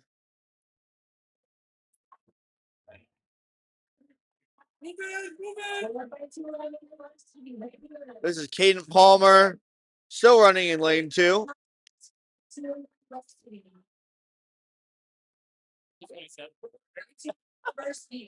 I don't think they realize that they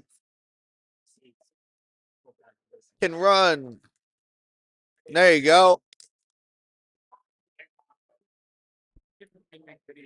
Moving along on this. It's hard on these tight turns here at Plainfield South. You guys can see it there.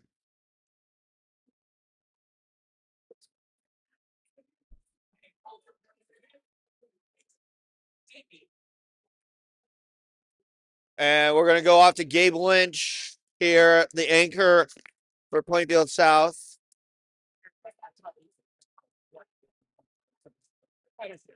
See him there on the back stretch. Gabe Lynch for the Cougars.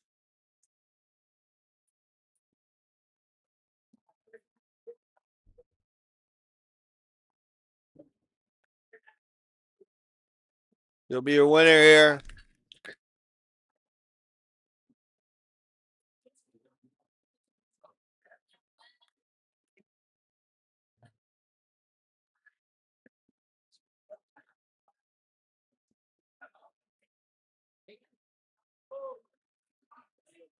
See the results here. Oh, great. Somebody hit the fire alarm. Great. Perfect, guys. This is why we have a be right back button. We will be back.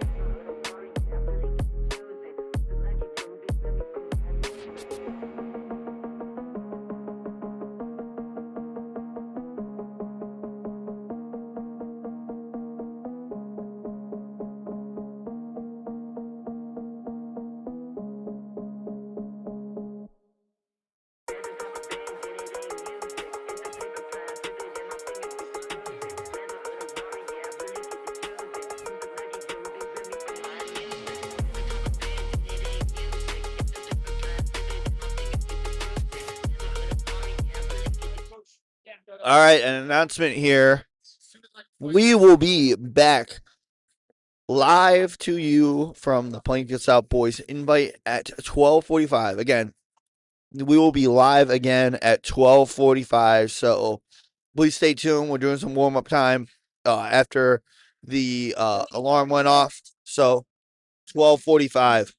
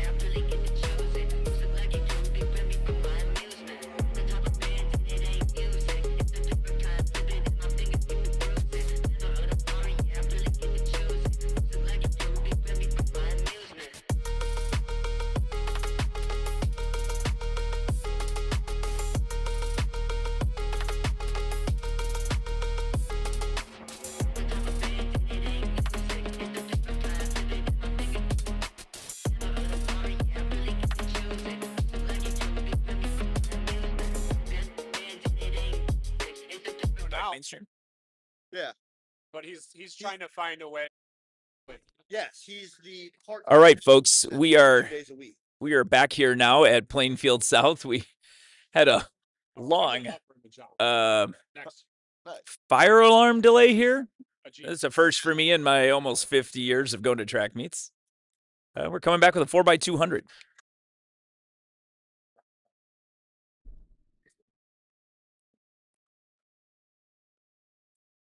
It's gonna be a good one here. We got some good teams today.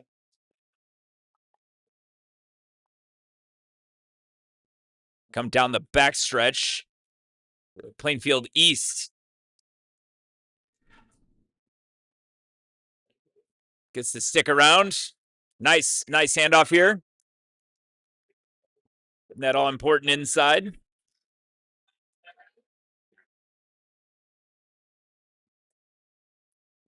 Plainfield East down the backstretch.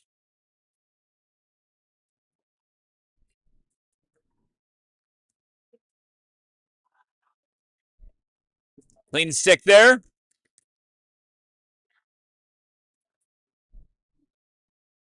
So hard on these tight turns in here. These sprinters. Hard to bring all that speed into these turns. These with some exchange zone play here. Oh, that's Sebastian Peklowski. Back on him. Stick with Plainfield East there. Plainfield East got a lot of depth going on here, you know. I mean, we talked to Joe Owusu and Nasir Robinson in the pre-show. They're talking about wanting to be state champions in this event. Yeah. So these are some of the parts that are going to run with those guys, you know. Oh, and really committed. Real strong time. That's just summertime. Good playing. Yeah. 132, 133 there on this track. It's pretty tough with your two best guys not running it. Yeah. 133 too. Nice time in here. I gotta say.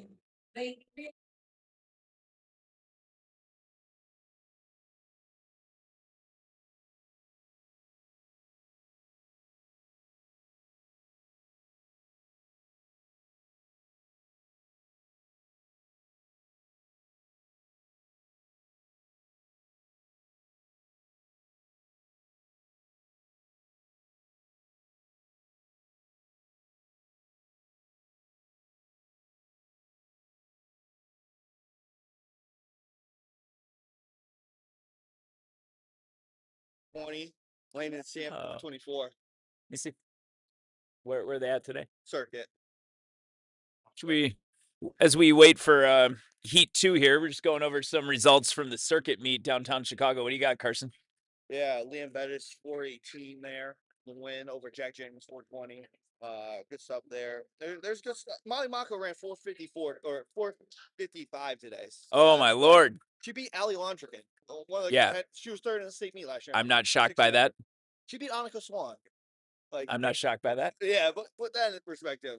Molly Yeah. Mako just beat two of the 3A contenders in the mile this year. So Yeah. pretty Yeah, good. we've been lucky to work with Molly a little bit in cross country. She's done real good work with the Zephyrs Track Club. That's who she's representing, I'm sure, today. But really good kid, hard worker, is really learning how to race at this level. 455. She'll be elated with that time. Yeah, Bentley. But she'll be elated even more as a competitor with who she beat. Yeah, exactly. You know, she's got a high IQ. She knows who those kids are. Bentley or Lorenz, she ran 441 in the mile, are pretty good. Okay, so he's at the circuit today too. Bentley runs for the Dixon Track and Cross Country Club. The longest track meet ever. Yeah. Jack Jennings, a Palatine Pack kid, running 420 indoors as a junior, and it's really his first race of the season. What even is this?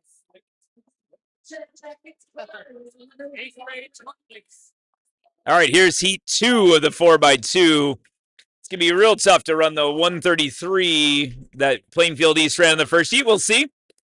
Got Plainfield South on the inside. We got Wabansi. Like, Wabansi, you know, gets the favorable lane here and is in the lead at the exchange. And having that out, there's a fall in the exchange. Who's that in second? There's that Champaign Central there in second. No, that's Normal West. Normal West. Gotcha. I'm misreading the jersey there. Yeah, good race here. Wabansi keeping him outside. Oh, side by side into the curve, a little contact there. Wabansi again with the exchange. So hard to pass in here. First exchange is so crucial in this relay. Yeah, I mean, it's so hard to bring all that speed into these turns. If you can't get by on the straightaway, it's really tough. There's Wabansi defending their inside. Oh, again, more collision, more rubbing there. Now Normal West to the lead. They've definitively going to this last exchange. Always a little happy when everybody gets out of this kind of thing with nobody hurt. Sal's coming on strong here. Who's that anchoring? Do you know? That's me and Sesta. Oh, Strong, he is coming on strong. Yeah, he is trying to come, but more contact down there with Wabansi. Normal West is going to take this one. Yeah, by far the Plainfield East boys in the first heat. Yeah, that's with a bunch of their B team guys. No Robinson, no Joe. Yeah. Like, I love that kind of that sprint depth. You got like neither of their all state level guys were on that relay, and they run 133 on this track. On this track, yeah. Track.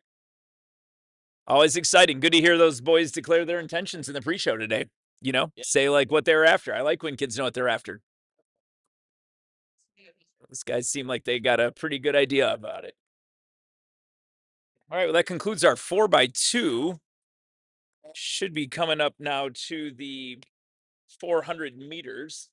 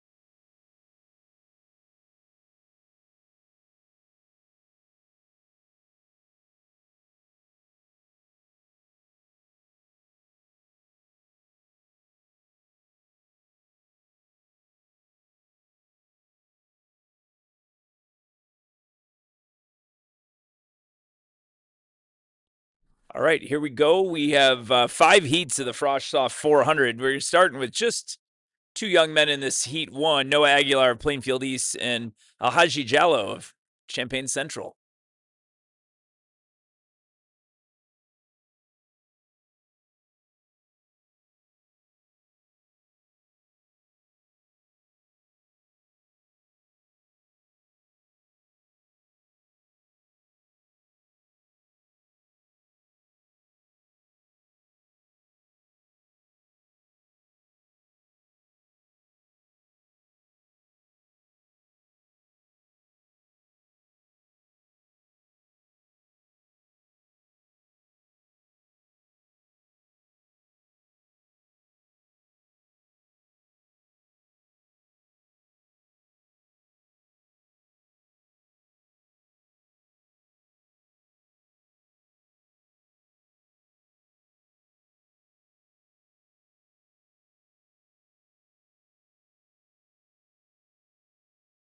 Talk to Cayman and Noah Aguilar into the lead in this first section.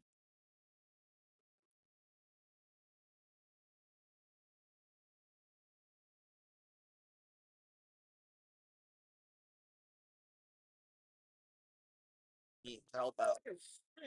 And we've got Aguilar here going to take the win. Going to be 60 63.64 seconds. Sorry.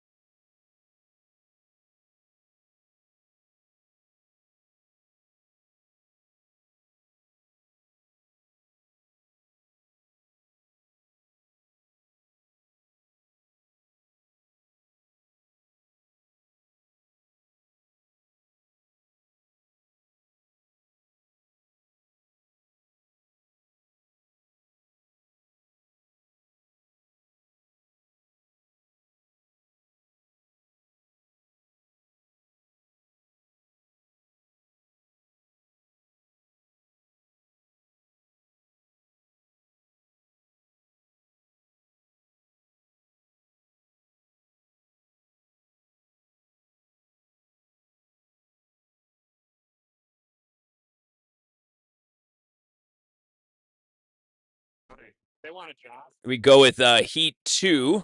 Stop it. Stop it. Stop it. Taking business from my area. Defensive, huh? All right, we got Caleb Hill here in 1, Lane Hanlon of Champaign Central in 2, Trenton Jones of Normal West in 3. Get more beats in there. There we go. Time to beat is 103.9, so 63.9. Here we go. Talking about more stuff throughout the state while we have this floor to go on. Elijah Cheapy win in the mile 4:21 over Wade Berger, who that's a big name to beat right now. So there you go. Another result for you today.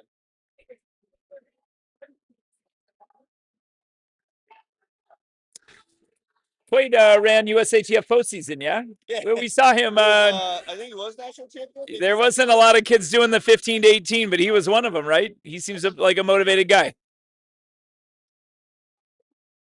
All right, let's see if this race closes up. We got it's like Normal West in the lead here. It's gonna be Trenton Jones. Looks like, yeah, Trenton Jones with the win. That was Caleb Hill in second, the freshman. There you go. Loyal Patterson as well at that meet, the Blazing Brave. He's on 46 feet. 57.81 for the win there. Yeah, I noticed that nobody's really popped a great triple jump in the boys yet. There was a lot of 46 centers, 46 footers this year, but yeah, we've been hurting. There was a time when 44 high, 45 was the state qualifier in that event. So yeah, it feels like one of those events that hasn't quite recovered from the COVID shutdown. I think we're seeing that in the hurdles come back a little bit, but the depth in the hurdles, the triple jump, some of these skill events hasn't come back. I agree wholeheartedly in that one. Yeah, definitely. The hurdles is coming back. I think last year was really strong in the hurdles too. Kids under 8 seconds. Right. Last time we right. 3 kids under 8 seconds. And think about some of the young hurdlers we saw last year down at state, and the men especially. I mean, we got the Velvet West kid. I mean, there's some really strong hurdlers that are under sub 14 seconds. Yeah. All right, we have Heat 3 here of Froshsoft 400. That lowered the time considerably. Our leader now is Trenton Jones at 57.81. So that's the mark to beat. In this third section, we have 2 athletes from Deerfield here, Champaign Central and Plainfield East. So Logan Abrams, 63 feet today. Oh. Grays Lake Rose meet.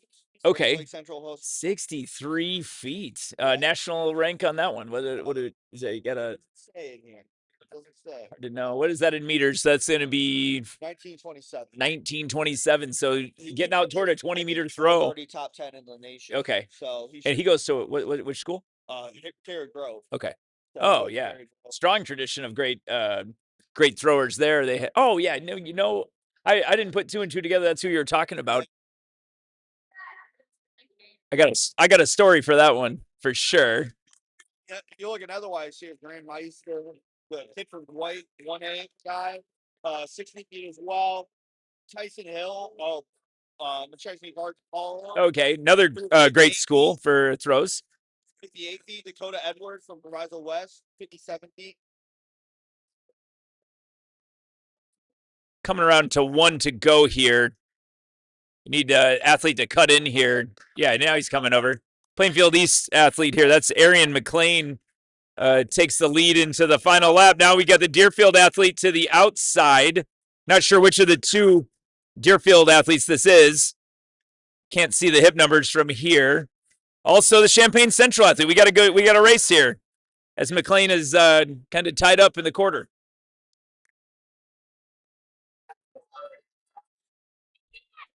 Looks like it's gonna be Bo Sitch. Not gonna beat the time from the previous section though.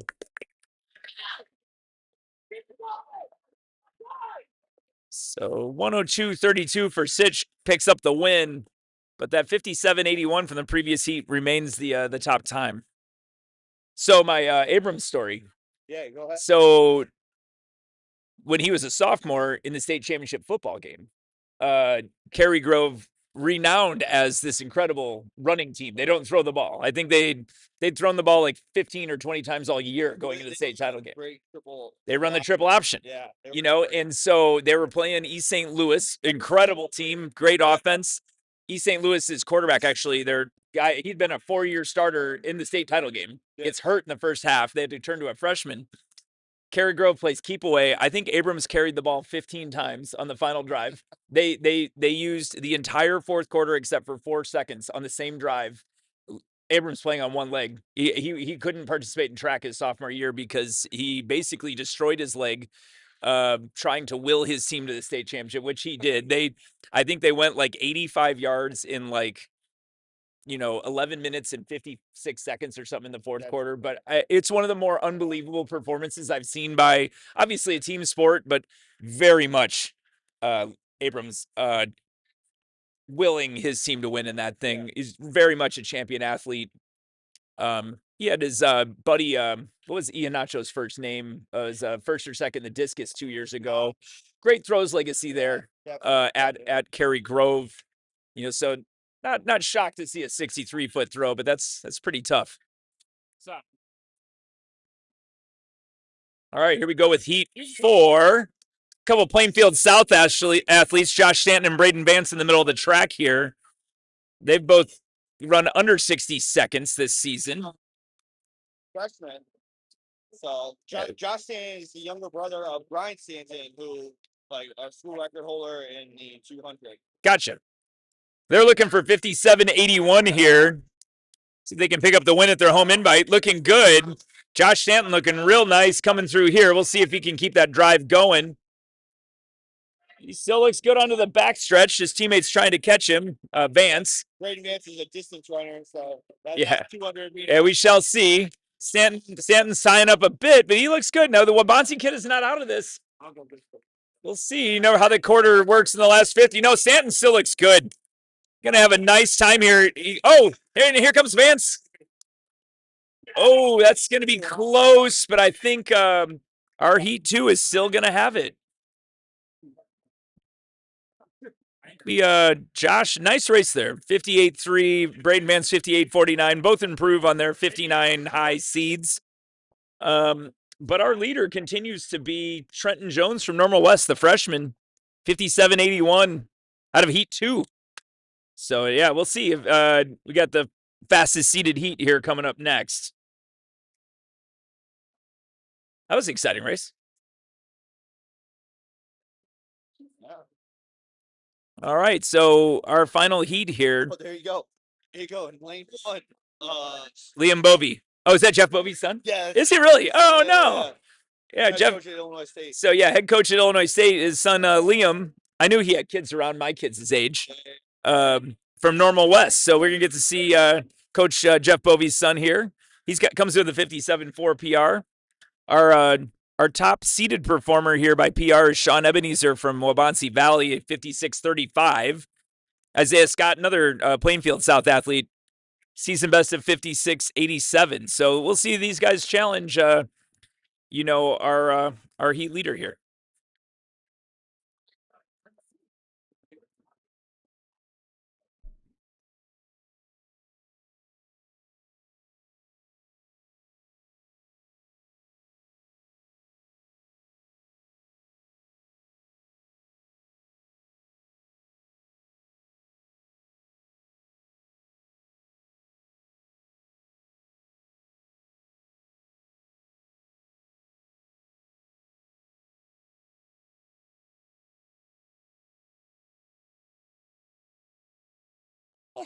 All right, gun up here now in our final section of 5. We'll see how Bovey breaks here. He's down in 1, which is a real tough position on this track. Kind of trying to hit this break coming into this really tight first curve. Advantage is actually to the lane 4.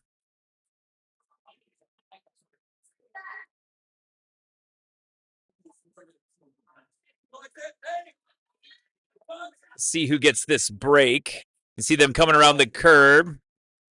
Ebenezer is trying to come to this break down the backstretch. So that's Ebenezer and Scott. Looks like Scott now has made up the stagger and is going to get this break here.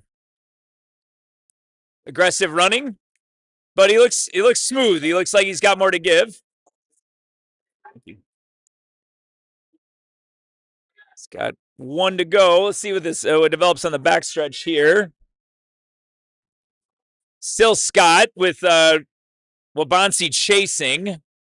Scott's opening up. Right Yeah, Scott's got the lead. we'll see it.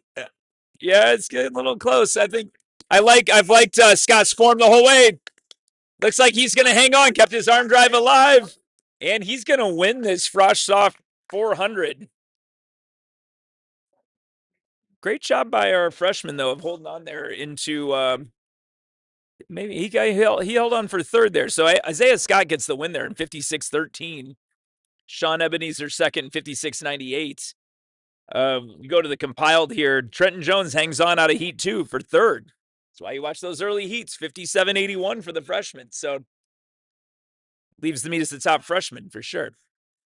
All right, we're gonna move now to our varsity sections. There's 5 of these.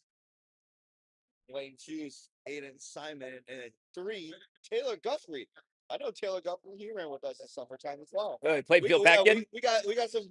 There's a good amount of Plainfield East kids though with us this summer. That were at Plainfield Packin. Its inaugural year. But that number's going to grow. It's exciting.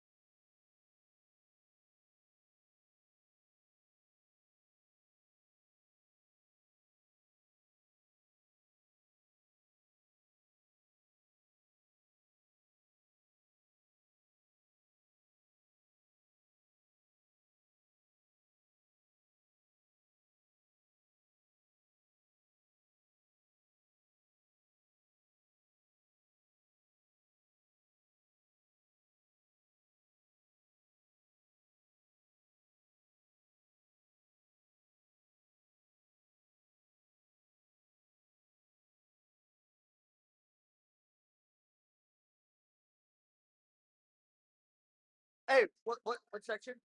Here we go. We got a couple Plainfield East athletes racing each other.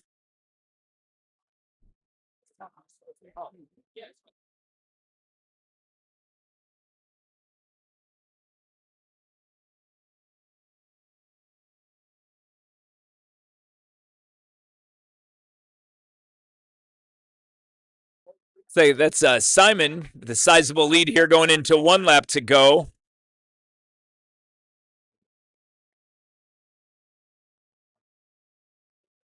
Coming down the backstretch, trying to set the early standard in this event.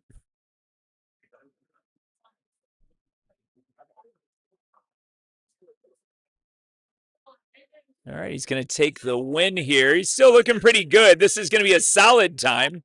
55-56. Yeah, that's a good time for being in the very first section. Not sure what happened to his teammate. Sometimes that happens in the quarter, Carson. A sprinter starts, and sprinter doesn't finish. Sprinter starts, and sprinter doesn't end. I think we decided not to finish the quarter there. Yeah. All right. Happy memories for Taylor Guthrie. Not sure he wanted to run the quarter today. Let's help Marcus take care of it.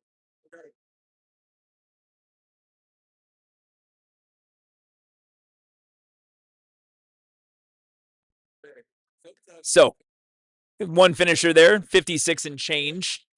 We have a full heat here in heat 2. You can see on the screen. 3 Champaign Central athletes and 1 athlete from Plainfield East.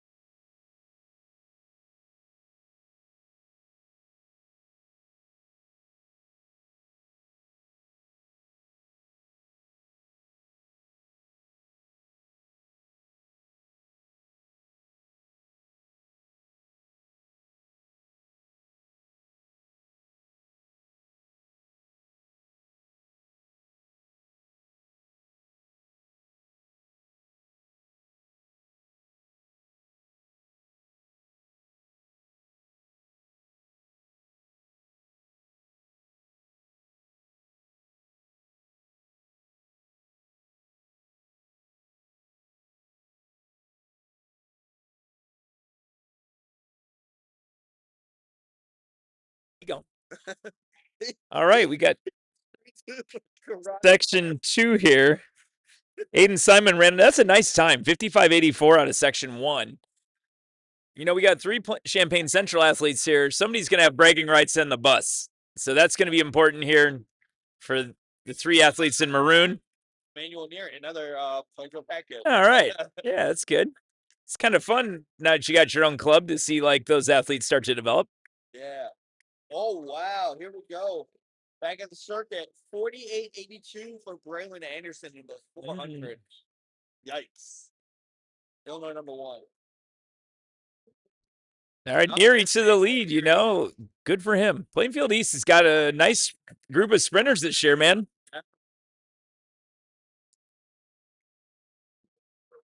Like you said, it's Well, cool, like knowing these kids, like having some extra stake in track meet. The 4 Yeah. two of those kids ran with. Yeah. Gives you more fun, you know, more fun for you as a viewer, as a coach. Yeah, Neary's gonna run a nice race here. We'll see what the time ends up being. It's gonna be 58 seconds, something like that, 58, 59. Oh, see, I told you it was gonna be close between these Champaign Central kids. Who won the break? I don't know. I think we'll see in a second here, which look like Colton Hallbeck is gonna be able to tell Luke Terry, the 2 Lukes, he's gonna. That was close. 101.93, 102.09, and 102.20. I'd be happy to be better than my friends by 1600ths of a second.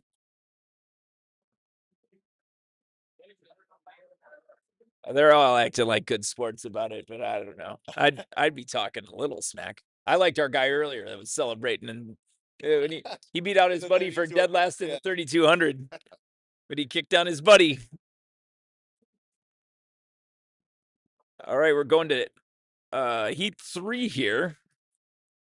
So Simon continues to lead. I mean, that 55.84 is going to look good for a hot minute here. Out of section 1, It's on this track. it's the kind of thing you get early in the season. Don't really have seed times. You can get some weird flyers out of these earlier heats. People really don't understand how hard it is to run fast on this track. Yeah, I think kids always come in here and kind of think they should run some crazy time. They don't really realize the limitations of the surface and the space, and just this track is really, really long straightaways for a short track. Yeah. You know, which means the turns are incredibly tight. Yes, they're Sprint athletes, you can tell a lot of the better sprint athletes choosing not to really race in here today. As somebody that's ran workouts on the track before, I've done a 20x200 workout on this track before. Yeah. It is rough on the hips. Yeah, your hips, your ankles, your lower, your lower extremity. You got to be really careful about how much torque and force you put into your lower body on this track, especially if you're a real fast guy. Always hustling, Cesta. That's Max Rubenstein to the lead here. Sizable lead, too. Kyler Jones trailing him in second. Plainfield Pack coach. Yeah, Kyler Jones. Met him in the summer last year. Rubenstein continues to lead. We'll see if Kyler Jones can go get him. No, it looks like Liam Davis is making a move. Liam Davis, Wabansie Valley with a lot of momentum. He's going to take this driving. Really big kick at the end here. Not going to get to that 55-second mark, but a solid race. It's a season best for Davis in 57:22.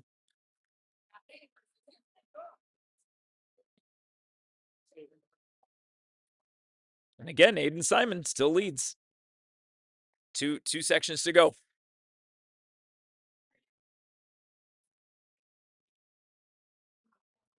Gotta love the quarter. It doesn't take long. Super fun. It's kind of painful to watch. Super explosive. Yeah, some of these kids got some painful expressions on their face. Yeah, no, you get to watch some real human suffering, some real speed. Again, real speed. You gotta, you gotta. Mariah Robinson. Real speed. In the 60. U.S. number 56. Illinois number 2. 755. Mariah Robinson. 755. Her teammate, who's like honestly, the HF's like 4th or 5th best sprinter. 783. 783. Who's that? That's London Jarrett. London Jarrett. More of their jumper.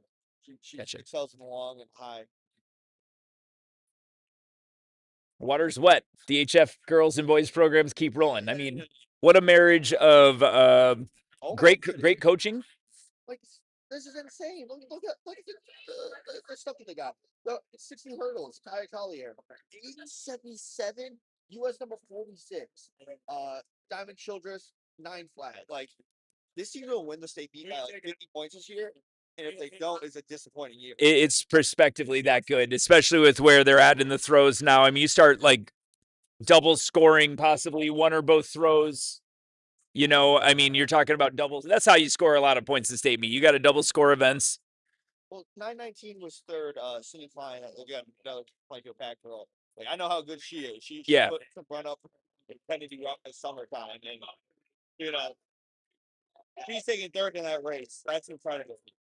Yeah, I mean, again, it's the marriage of really great coaching there to an incredible facility, to great tradition, to incredible athletes at that school. I mean, there's such a legacy of HF athletes being good in all sports. Here you go. Marcel is locked in now, taking the lead. Love this. Good at the Mr. Invite to 300. He ran like a 53 equivalent. Yeah, he's really hauling. Very aggressive start. He's a transfer. From Providence Catholic. He's still hammering. This says the eyeball test that this will be our new leader. We'll see. He's still kind of he's tying up a bit. He keeps looking over his shoulder. That was twice. Oh, he still looks good though. Still looks good. Got to get through the line, but he's going to set the new standard here. 54 and some change there. Good race for second there. Also probably snuck. That was Drake Kalier from Lakes. Kalier? I'm not sure how to say his name there, but all right. Those guys move into now first and second position in the quarter today. Putting Simon back into third. Watson. That was a heck of a race. Very aggressive from the start. No fear. He's a senior. He's spent his first 3 years at Providence Catholic.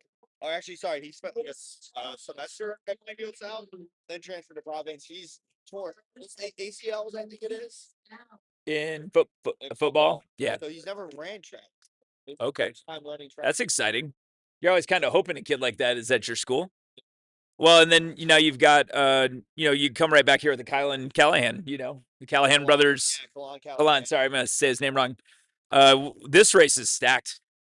Yeah. Jordan Rich, PR of 52.24.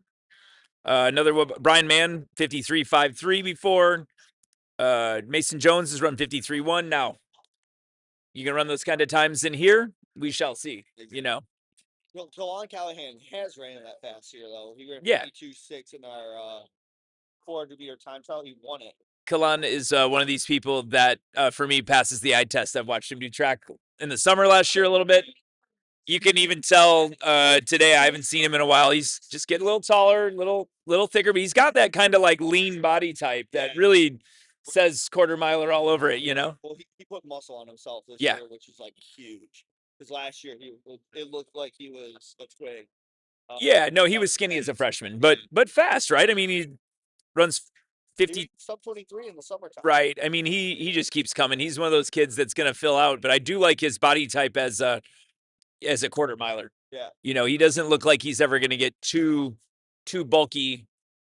He doesn't kind of have that 100-meter body type on him. Is he a football player? No, he's not. No, he's just a track guy, huh? He wanted to play basketball and got cut from the freshman basketball team. Probably not strong enough last year, that kind of thing. We got Jordan Rich to this inside, though. The seniors run 50-point in his career. Callahan is on his shoulder. But it looks like Rich is going to take the break here. We'll see, though. Callahan trying to come down inside of him, as he should. And Rich, real smart running there. Keeps the sophomore to his outside. That's a veteran move. Really accelerated there. Callahan out in lane 2. He's got to see if he can get around Rich before this curve.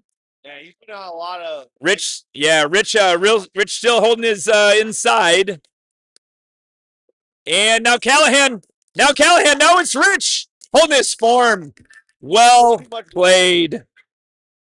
And that's there's what you would see, which is that you got your senior that was tactically better, a little stronger, pulls the sophomore off. Really good effort, though. Top 2 times there. Jordan Rich, 52.04. Great time in here.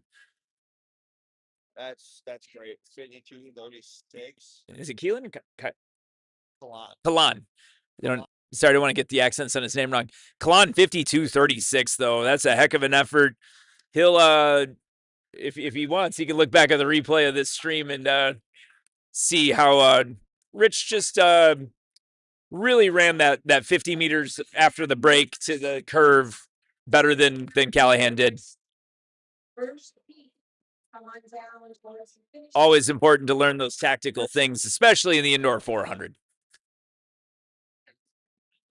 Those are both top 40 times in Illinois in the quarter. Again, surprising anytime you get a good quarter time on a non-400 meter track. Yeah. Kalan's brother in this meet today? His twin? Come on. He said he heard something pop during the. Okay, so not he was in it earlier. Yeah, gotcha. Not good. I think he won the 55 on the first softball. But yeah. All right, we turn now to the 1600 frosh off. We're gonna have 2 heats of the frosh off, 2 heats of the varsity. Yeah. I have to grab a drink and I'll Getting lined up, get lined up in the curve here. It's not exactly easy to see the start, but we'll try to get a view of it. Once again, don't you sweet ask that you count your athletes' reps. Please count your athletes' reps. Yeah, how's your athlete reps? So in this first heat, the same stories we've had. Nobody really has a time. Everybody's entered at a flat time, which just shows me that everybody has run their first mile of the season. Based on PRs here, 5:43 is the top time coming in to this section. So we'll see what kind of race we get. It's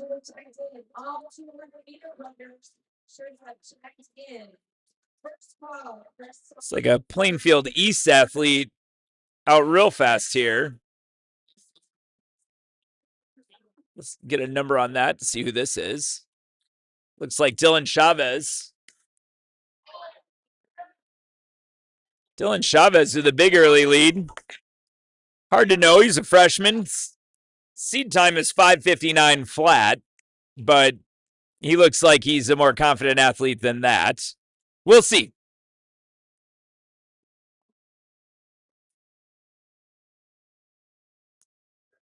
Got a Wabansie Valley athlete, looks like tracking Chavez here. We'll pick up who that is this time around. Looks like Owen Johnson, sophomore from Wabansi, trying to move up and get some contact here with Chavez. 1600 meters. You can go down the way. Hit the back stretch. Probably coming to about the 400 meters here. Johnson's pulled alongside. And we got a nice two-man race here. Chavez looking like maybe he went out a little too hard. Johnson now has asserted himself. He's 5 meters up and rolling away. We'll keep it on this view for a second to see the rest of the race developing here. Number 6, that's Nathan Curran. Plainfield South, number 2, we have Cameron Hill, the freshman. And we got a lot of kids back here, kind of in a nice chase pack. See if we get all these guys under 6 minutes. Go back to our leader on the backstretch. That's Owen Johnson, sophomore.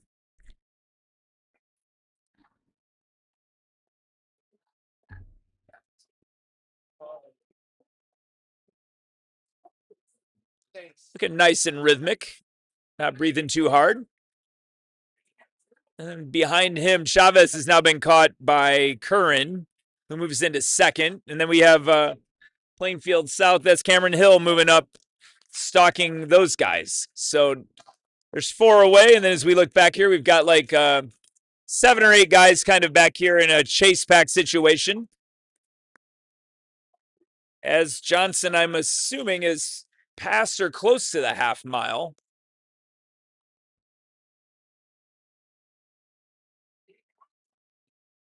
See the rest of the race developing there. Here's Johnson coming through. Should have 4 laps to go. Let's track him for a little bit.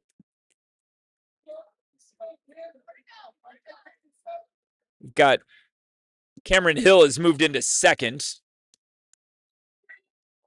So he's, freshman. He's kind of picked up the 2 Plainfield East guys and has kind of moved through them. You got Johnson coming around now into the front straight with 3 to go.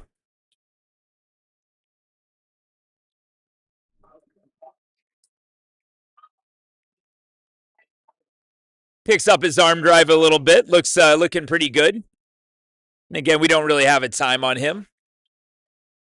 And then we got a nice race here between Cameron Hill and Nathan Curran for second. You can see them going by the main finish line.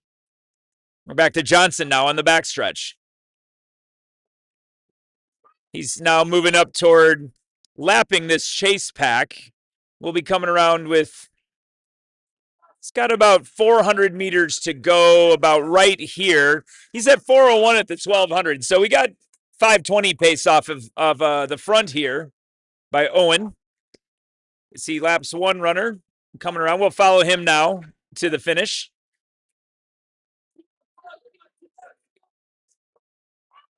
Most exciting 5:20 mile of the day.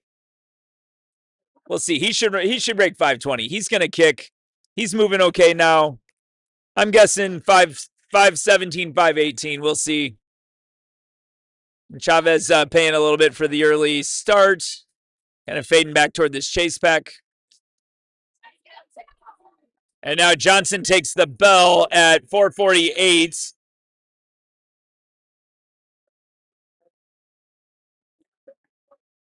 And he's charging by some lap runners here. He's got some good action.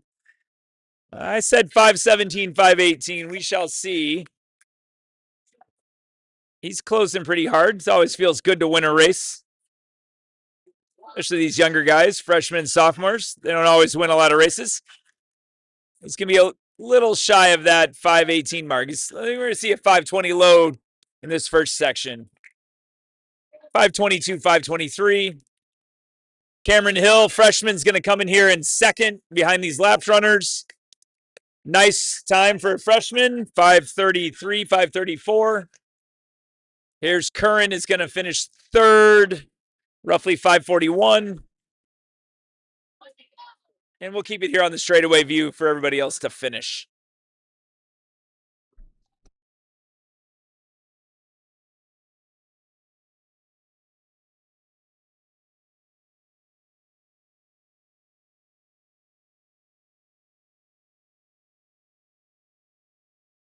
Good finish by Chavez there, our early leader. A little over 6. Most of these guys right around, 6 flat to 6'10". So it's a good start. A lot of freshmen and sophomores in there. Probably getting fit, getting their first mile of the season in. Let's go to the results.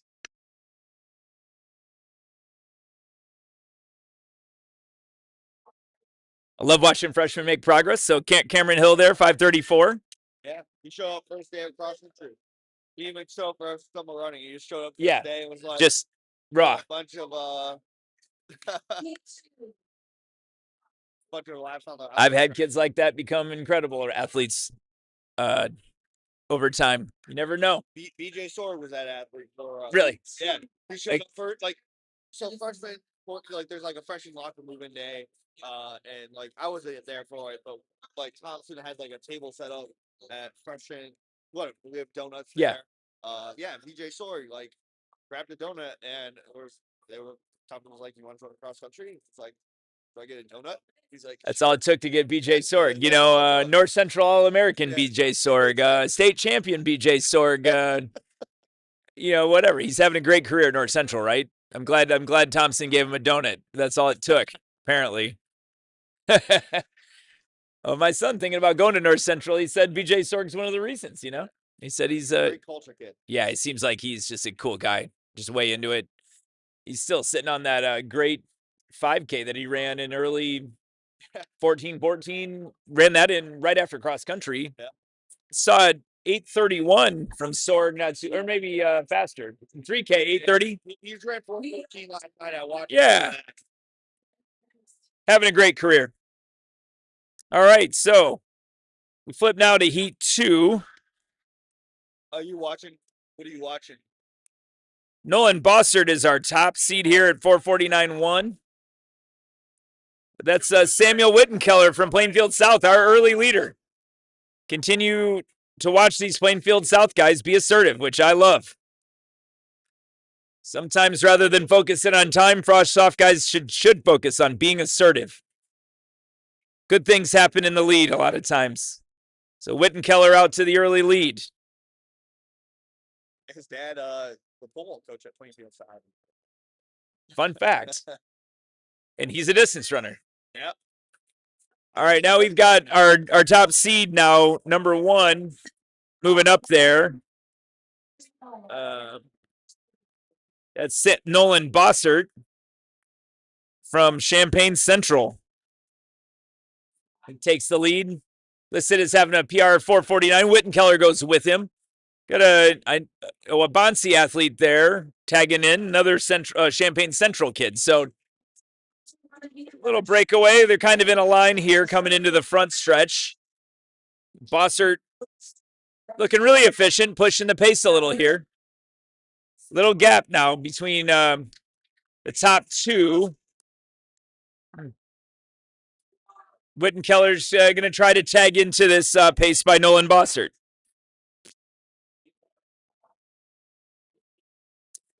Past the 400 now, like about 1,000 meters to go probably. Got a third athlete trying to move up into this. We'll see who that is when they come around.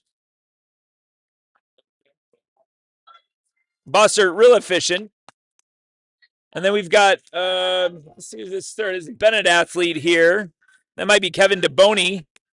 I'm not sure how to say his name. He's trying to get in there. See them come through the curve. Yeah, Deboni. Bossert continues to just kind of rhythm run away with this thing. Like Wittenkeller now has really attached himself. You'll see that coming into the curve. Wittenkeller down there like right on Bossert. So Bossert is not just going to run away with this. Wittenkeller said no, and now he's going to decide that he should probably come up and take the lead here. Yeah, Wittenkeller's sensing that the pace is slipping here. May want to give a little test move to see whether Bossert is ready to go today or not. We'll see. He's put in a lot of hard work over his 2-year career now at Plainfield South. Yeah, he's really attached in a good race here. I like his action. Got Coach Thompson down there in the curve telling him what to do. But Bossert, again, he's a very efficient runner. You see Wittenkeller fight to get back on because Bossert just keeps kind of rhythm running away. And that's probably to be expected because Bossert's got the best time in here. Let's see, is Wittenkeller broken 5 minutes? Do you know? No. That's always an exciting moment for a Frosh Soft athlete or any athlete, really. So we'll keep our eye on that as they're going to hit 2 to go when they get around here. That's 400 meters to go, and they're at right on pace. They're right on 345, 346. It's going to take a 72, 73. Wittenkeller would really have to turn it over. He could do it. He looks like he's fading a little bit, but we'll see. He looked like he was about 347, Wittenkeller, at the quarter to go. So let's see. Bossert is really it's really asserted himself here, but really it's just kind of been rhythm running in this pretty stride the whole way. Oh, it looks like 420. Wittenkeller may have a chance here. We'll see him come through the curve. There's Bossert. Wittenkeller really has got to snap this kick if he wants to break 5. He looks like he's hitting it down the back stretch. I don't know if it'll be enough, but I like his move. There's Bossert into the curve. Wittenkeller's trying to give chase. We'll see. 447. I like both their chances. Wittenkeller's got to hustle. Going to be close. Oh, I think he's got it. Bossert for sure. Oh, great race for this young man. Wittenkeller. First time under 5 for Sam. Always exciting. I'll be back.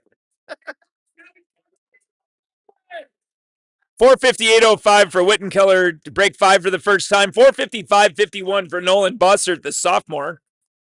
Oh, Jace tossing. Freshman from Deerfield. 5 flat .02. You can find 200ths of a second, 300ths of a second, a lot of ways in a race. It's one of those ones that'll keep you motivated, Jace. Here's our results. You can see tossing from Deerfield, the freshman, real close to that barrier. Another freshman, Itai Gelber from Deerfield, 5:03.20. Guessing pretty big. That's a good PR for Gelber and Wittenkeller. So a couple PR runs there. That was spirited. Very fun.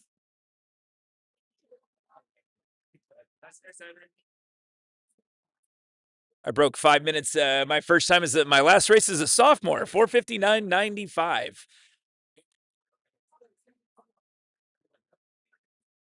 Big deal.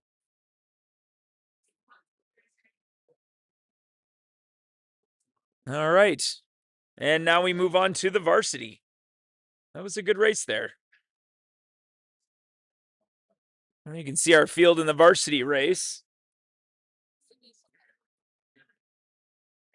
Let's see. Top seed here is Ben Baruki from Deerfield, 5:04.49, sophomore. Arun Dasgupta from Deerfield, second seed here. His run 5:08.30, the seeded at 5:10. So, again, mostly flat times. These guys haven't really tried this event yet. And here we go.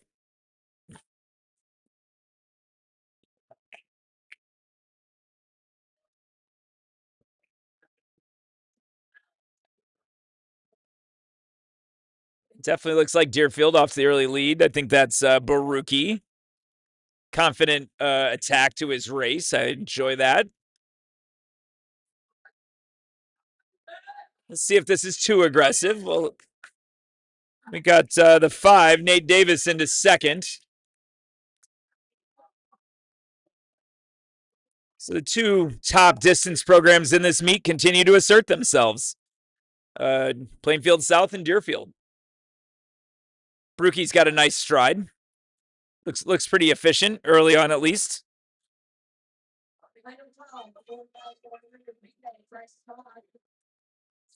See the field come down through the current. Baruki coming around to the quarter, not too long. It's going to be about 68, 69 at the quarter, so very quick. We'll see what kind of fitness he's in at this time of year. Should start down toward It's flattening out a little bit down into our curve here. We got a move coming from, it might be normal west. We'll see as we, Brookie flattening out a little bit, but still with a good lead. That's Bennett. Martin Collings, he's got a 5 flat PR. We'll see if he can get him under 5. He moves into second.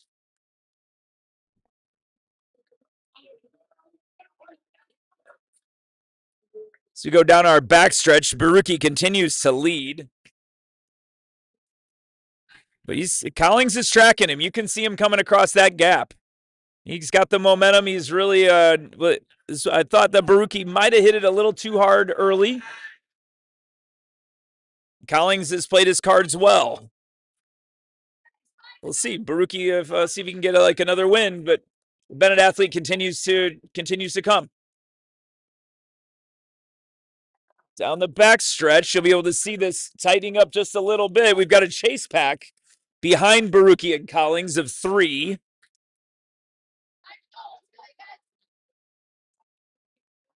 Couple more Deerfield guys in that chase pack. See Coach Friedlander down there giving him some encouragement down in the curve. As Baruki comes to 3 to go, Collins still tracking him, but still hasn't gotten to his shoulder. You've got Edward Minev actually trying to come into this as well out of the chase pack, so another Deerfield athlete.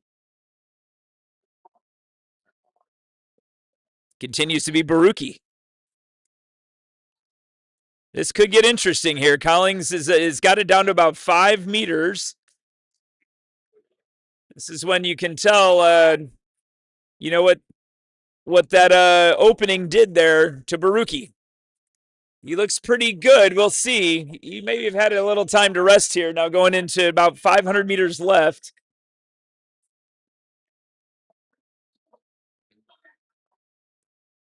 Collins, according to athletic.net, has not broken 5 minutes. So that would be a big deal here for him if he was able to do that. Minev is catching Collins now. So this is a real tightening up. Now I feel like Baruki is starting to kick again. I think he opened fast and had a little bit of a rest and is now trying to, at 2 to go, we have both Deerfield athletes now catching Collins. This could be a Deerfield 1, 2, 3, depending on the kicks. That's Minev and Dasgupta in 3rd and 4th, now catching Collins. Baruki continues to lead, and when he comes around here, he will take the bell in this first section of the varsity 1600. Both Deerfield athletes have now caught Collins. We got a great race in here for second. We'll see if sometimes this secondary race will fire up and they'll go catch the leader. So Dasgupta has been running well here. And he's racing Collins with Minev in tow. And Baruki continues to go. It's going to be a good last 15 meters from this chase pack. Watch this develop behind Baruki here, who's going to take the win in 4:58. Collins is going to hold on with Minev and Dasgupta 3rd and 4th. I think we had Baruki under 5 there, which his PR was 5:04.49, so that's exciting. He started himself right from the start there and never let up. So great race by Ben. Strong race by all the Deerfield athletes there. Dasgupta was listed at 5:08 and Minev with a 5:08 PR. And that's 3 for 3 PRs for the Deerfield distance guys, the DFDC. Congrats to Baruki. First time under 5 minutes, and he'll be our leader going into the second section.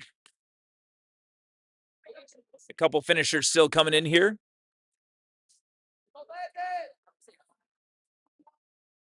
Good race there for second, though. 3 guys at 5:02.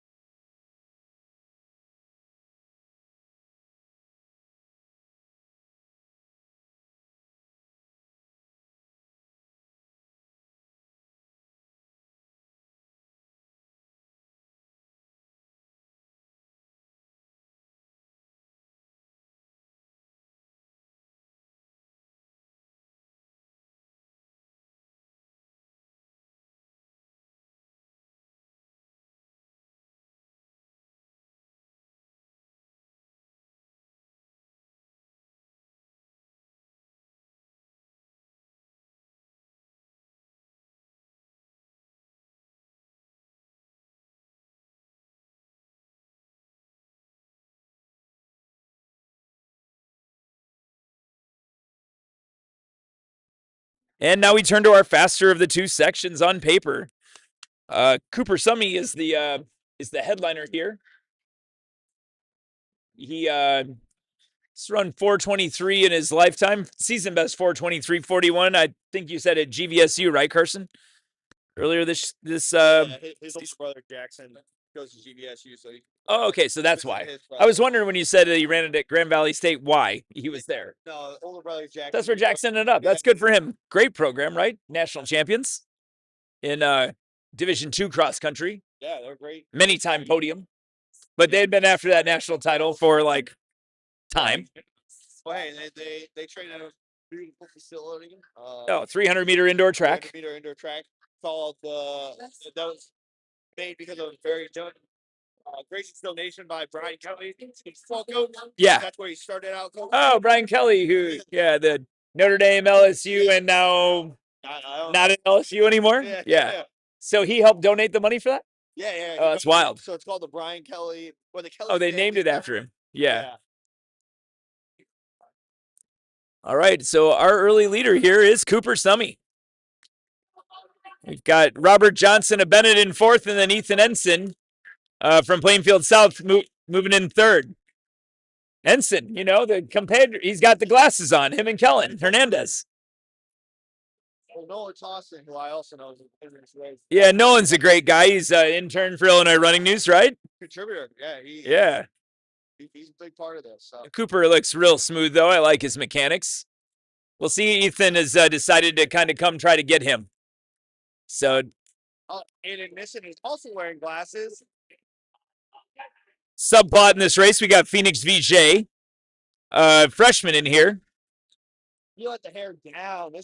I know Phoenix. He's crazy. I haven't seen his hair down in a while. He had it all pent up earlier today, and he was wearing like his shower cap. He didn't bonnet, yeah. He didn't have the dreads out during the pre-show when we talked to him.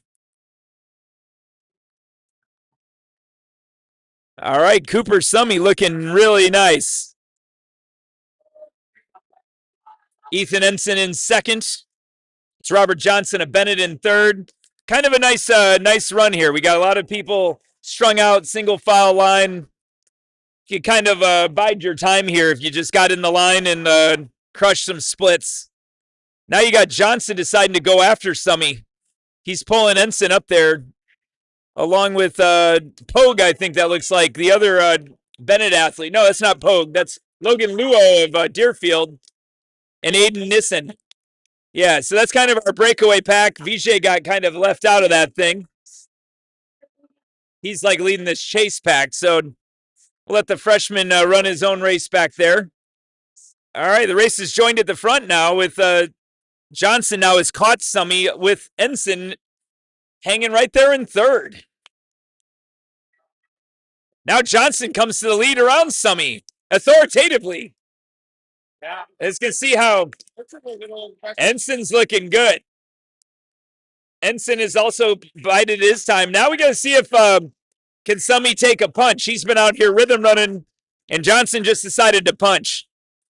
And he moved authoritatively like you should. So Summey does get on the back end of this with Ensign, but Johnson really with the hammer down here. Impressively so. We'll see if he went too early. We're about 3 minutes in. Johnson looks to be running away with it. Now Ensign breaking Summey. Summey is not able to hang on to Ensign. Ensign now tries to chase Summey. I like his mechanics, but no, not chase Summey. Sorry, chasing Johnson. We'll see if Ensign can get to his shoulder. We know Ensign's a good 2-miler, 3-miler. He's a 1506 kid. Johnson looks pretty big and strong here. Yeah, I mean, these guys got 2 to go. Johnson looks pretty good. He looks like to be the strongest guy in here. You got, Johnson's a senior. You can tell a little difference between him and Ensign. He's a little bit bigger, more filled out. Now Summey trying to come back into Ensign. Both of them would really have to get on it to catch Johnson, though, at this point. I'm guessing. We'll see. Johnson strong, doesn't have the best body language. A great kick and missed it, so I want to put that. Yeah, no, Johnson is not blowing it away out the front. So Summy is coming down the back stretch. This is going to get interesting. Summy looks like he's got him. I said it. He's got him. Yeah, Carson called it. Here they come into the final curve. That's Summy, like, out hard early, played a little possum, and said, see you later. He's going to take the win in 4:30. Ensign with a solid time here in third. 4:34 in here is a good time. We'll see who gets up for fourth. This is Logan Luo and Aiden Nissen. Aiden Nissen, first time with the 450. Yeah, Nissen at 4:45. Vijay with a solid time. 4:50 or so for the freshman. Nice time in here as well.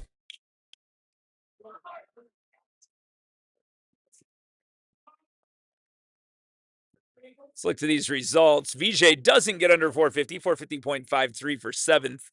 He was kind of in that chase pack. Cooper takes the lead with a great kick there. Nolan Tossing, who I know is a real good guy, helps Carson with coverage. 448.17 for Nolan.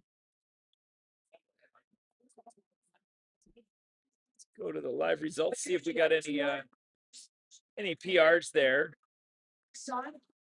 Cruz Garcia, Plainfield South PR in 454.07. A lot of these older guys, though, their PRs are set outdoors, in bigger invites last year. They're not going to run PRs necessarily on these shorter tracks in February. So always want to look at the dynamics of racing. Good rally by Summy there. A lot of guys have the lead, give it up, get gapped a little, and never come back. So admirable kick. Good for Cooper. So we'll take a pause here before we move into the 200.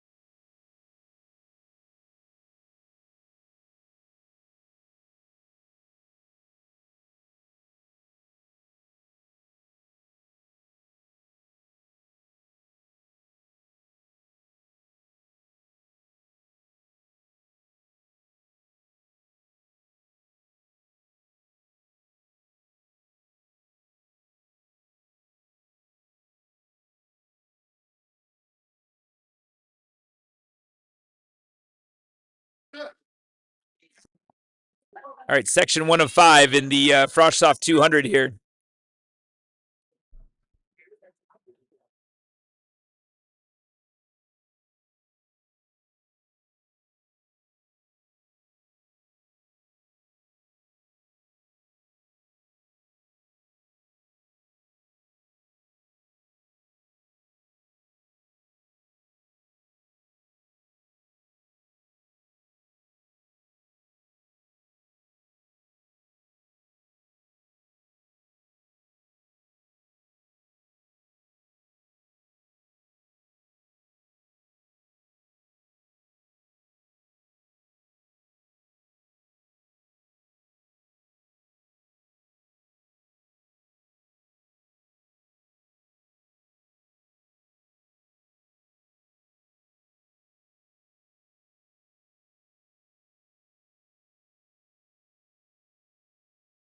Shameless self-promotion. But yeah, well, welcome to the Palatine Pack Timing live stream. You know, Hey, I could throw an ad in if I need to. yeah, we don't have sponsors. Come on, man, this is free. Come on out to no. In all seriousness, though, James Kearney at Lewis is letting us run his facility next week. I mean, that's Plainfield Pack's going to host a youth meet next week for kids on a 200-meter track at a great facility. So a good opportunity, much shorter meet than the circuit meet today is a great competitive opportunity, but we didn't go because it looked like about a 12-hour long meet. So that will not be a 12-hour long meet, you know. Yeah, we'd much rather be here at Plainfield South. Yeah. Home of champions. Yeah, I guess it's self-appointed champions. Home of Carson Vittorio. He knows everybody from the janitor to the principal. Local legend. Good compliments from your high school coach in the pre-show though about your impact on the program here. That's good. Yeah, as you should. And that shows Jason Crow's nature. He's a good-hearted guy. He likes to find the best in people and see how people can be useful. He loves to deflect any praise that he gets to other people. Yeah. He won't Yeah. let us. He's telling us that he won't accept the Hall of Fame if he ever gets in. He will. And he will. He will accept and he will get in. But the best tribute when I was elected to the Hall of Fame was to share with my athletes because that's who deserves it. You know, they're the ones that did all the work. And he knows that, and I know that. You're only as good as the kids like you that you get to have. So it's been inspiring just to get to know all of the people inside the Plainfield South orbit, you know. And that's all due to Coach Crow getting all that together, you know. No doubt about that.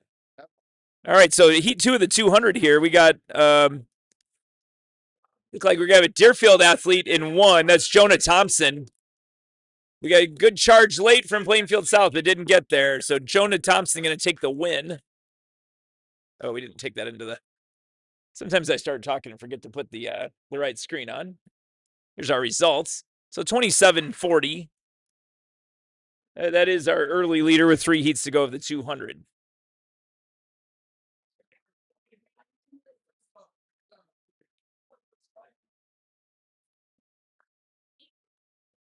Oh.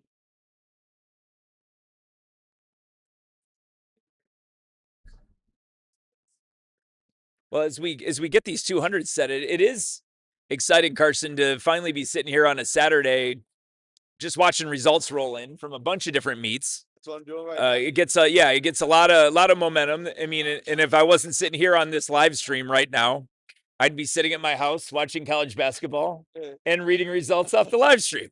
You know, Hey, at least if you guys hang out with us on these live streams, you'll get to hear a bunch of results from people paying a lot of attention.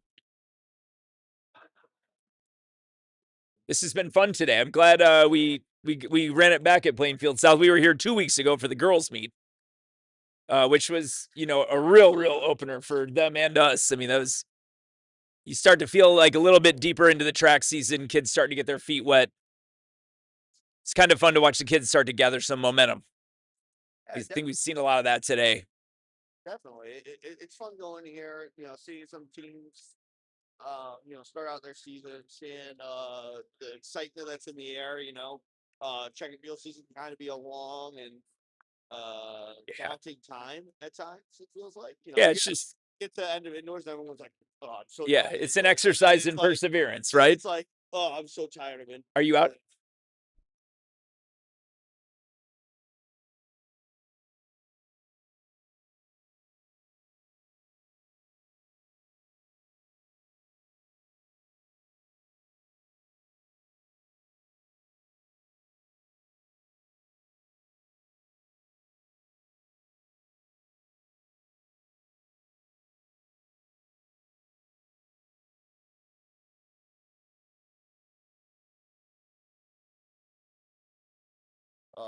Early outdoors were always like, oh god, it's terrible weather.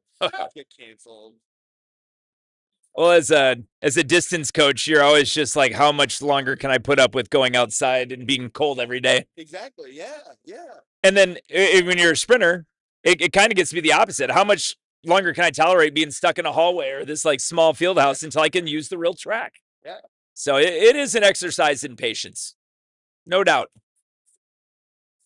Lane 3 here looks like Andy Weilman, freshman from Bennett. Get his times here in a second.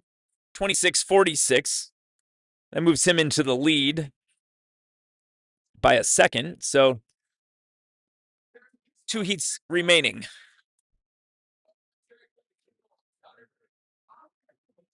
We got a few more minutes until Mariah Robinson runs at 400 here.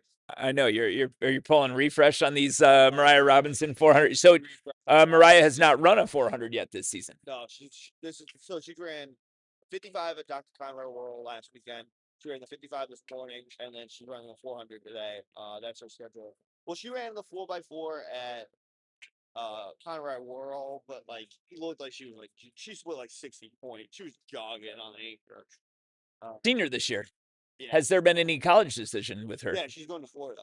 Okay, yeah, my comment about her not knowing that is that there always seems to be either every year or every 2 years like just a generational Illinois sprinter that escapes kind of this cold scene and heads to the SEC and then becomes like an All-American. Yeah. It seems like Alexandria Anderson at Morgan Park, Dia McKinnon. You know, we've had just some of these incredible sprinters, Shaquidia Jones, once they get out of this cold and get to do track outdoors year round, then they just like blossom into this other incarnation.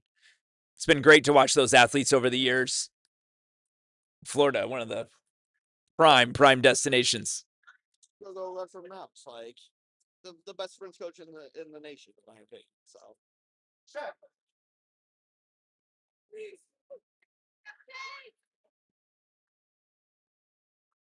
All right, Wabansi with the early break here.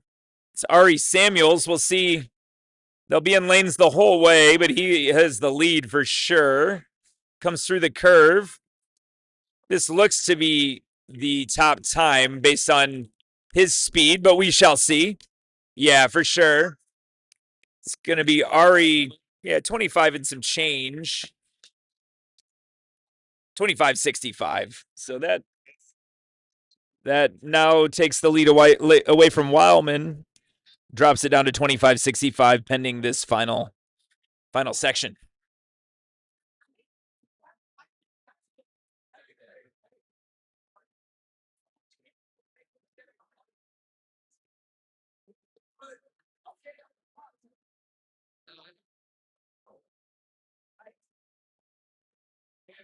So specialty meets, we had a throws meet up at Grays Lake today. Yeah. And then we'll have some of these other ones come in. I'm hoping they still do the Windy City Vault Summit. I'm not sure. They are. Are they? Mr. Mike over here is working the boys' thing. Are you? At Meadows? Yeah.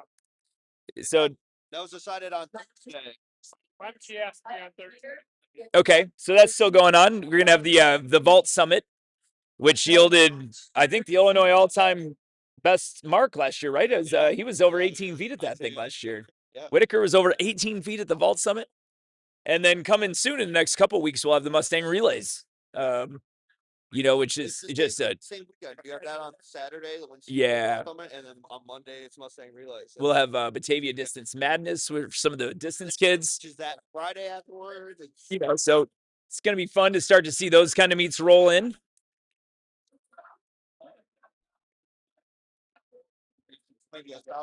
All right, we got Sean Lewis in here from Plainfield South. He looks to have the lead. He's in lane 2, so that's pretty tight.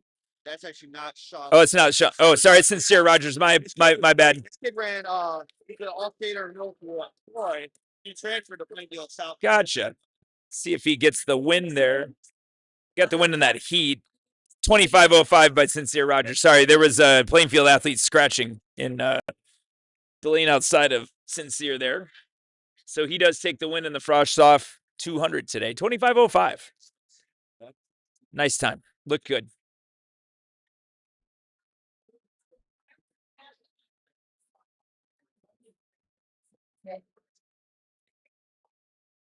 All right, it's on the track, guys.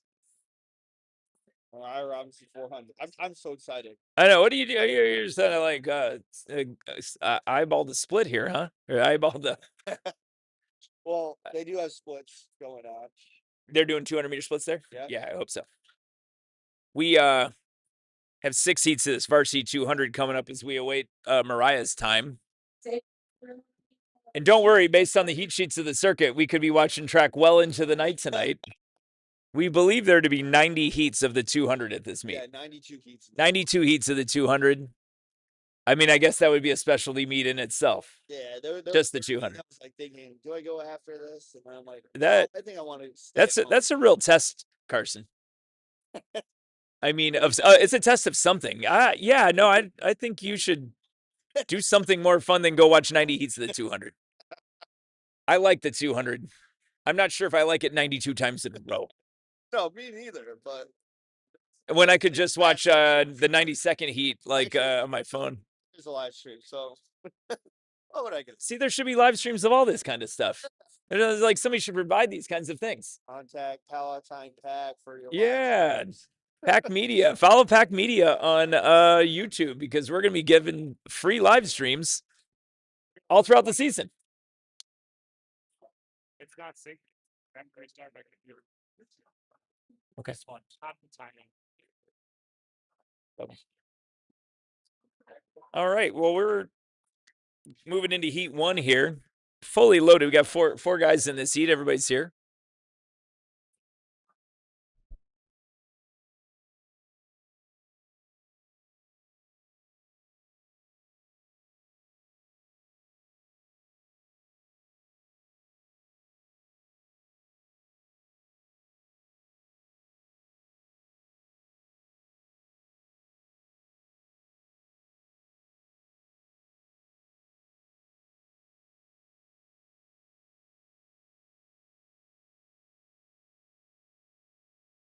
In other news, Peyton Smith from Plainfield South finishes second in 60.37, though. That's interesting. That's the kind of time that sometimes sprinters run when they don't want to run the quarter. Yeah. Pretty weird for a state champion. Yeah, no, she's good. She's not any ordinary sprinter.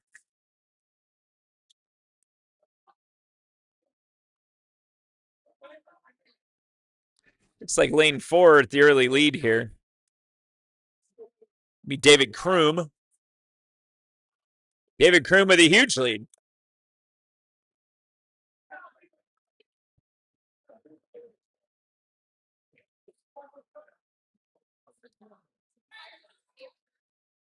.23:58 for Kroom. That's a heck of a time out of that section.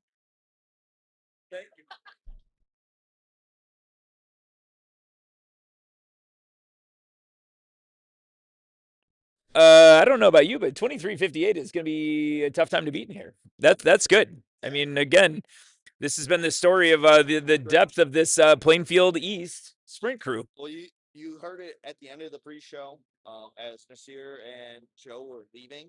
They said the name David Kroom. This guy he's a long jumper for them. I think had some injuries in the outdoor season last year.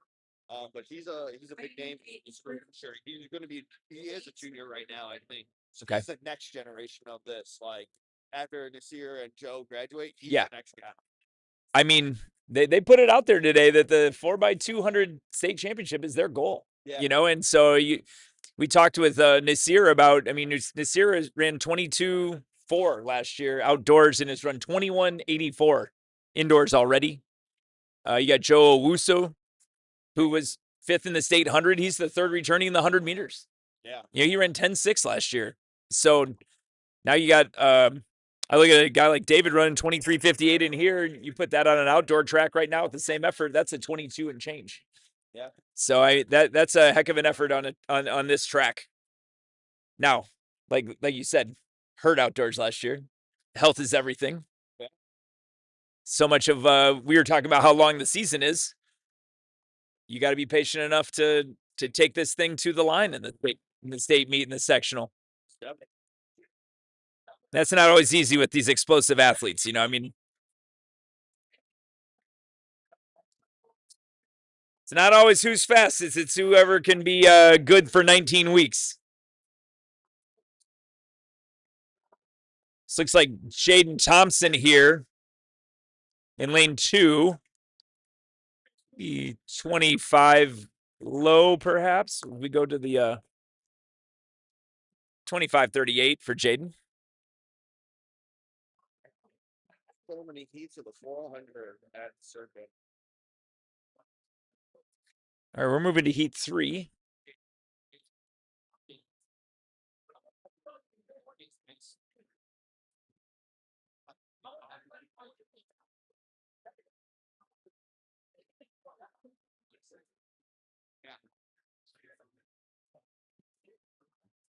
I'm pretty good at talking, but my voice is starting to feel this Yeah, four hours of talking. Yeah. I mean, I usually talk as an English teacher for a lot of hours a day, but It's a lot. it is. It's a lot. Because you're getting like it's the emotional Yeah, like yeah, for sure. that's like getting to you. Yeah, you get all fired up about kids racing. This has been a lot of fun. I didn't realize how much I would enjoy calling races. It makes the races more exciting. You're kind of telling the story of like what's happening a little bit. Definitely. I time a lot. You time a lot too. It's not quite the same. Timing, you're just kind of punching the buttons. You're not. I don't even honestly look at the results when I time. I don't even know like what people are running. I just mark them and move. So this is different. All right, heat 3. One of our kids, I don't know when Marcus is, but one of our kids in jump was summertime. She jumped 6'6".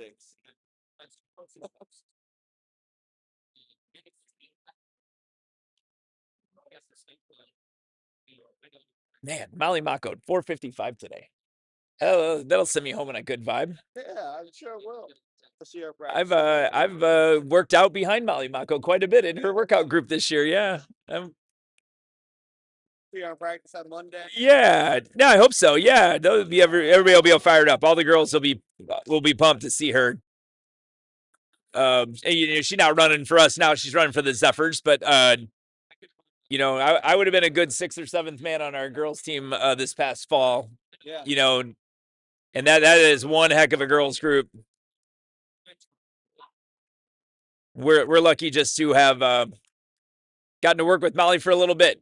She high octane athlete that really enjoyed, I think, being with the other girls. She never gets to run with anybody because she's, the kind of kid that runs 455 in 8th grade. Our winner there, Parker Gross from Deerfield, 25-14. So we still got room in the lead here by a substantial margin. I mean, he's 3 heats to go. He's up by a second and a half. That's a pretty big margin in the 200. Yeah. Soto doing Soto things. Ready?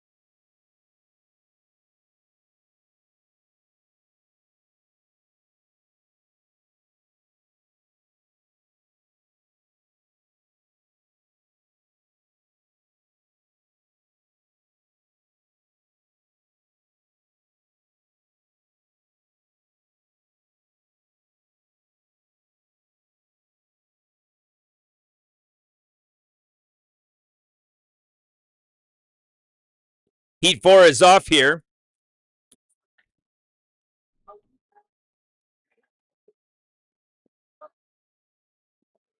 Looking like lane 3.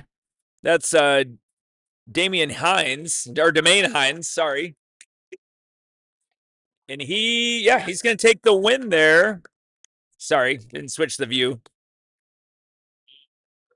Missed the finish there, but Domain 24:32. So that puts him into second as Kroom continues to hold the lead.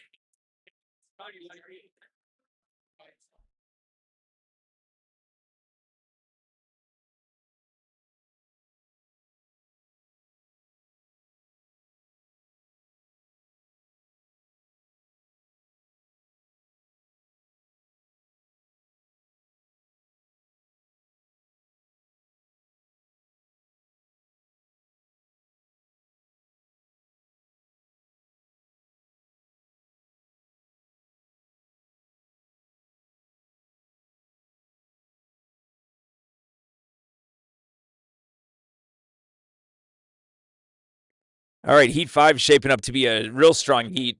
Got our 400-meter champion Jordan Rich here in lane 3. Colin Ford, his teammate here in 4. Oh yeah. What? Yeah. See, Yeah, teach you guys how to start.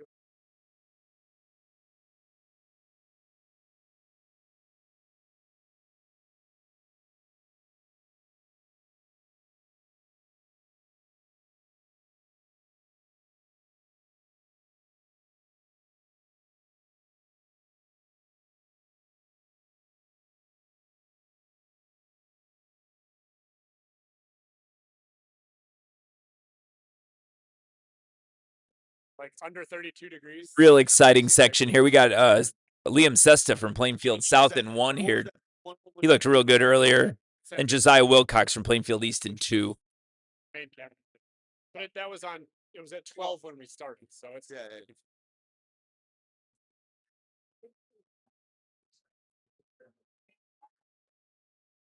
Oh, shoot. say 2:30. Close. Even with that 25-minute break, we still would have been pretty close to 2:30. Two sections this or a 4x4.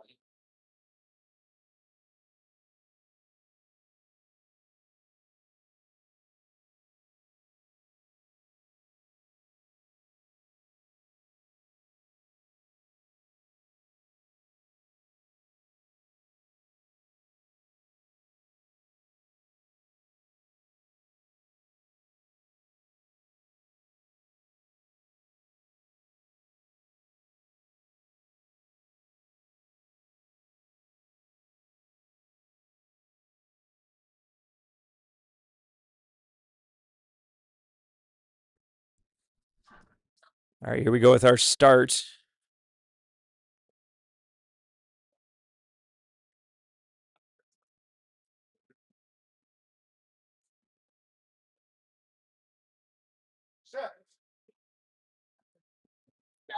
I'll be lane 4. I just did some research here on this. Is the star tight end for Obama Valley, Colin Ford, is signed with the University of Wyoming for football.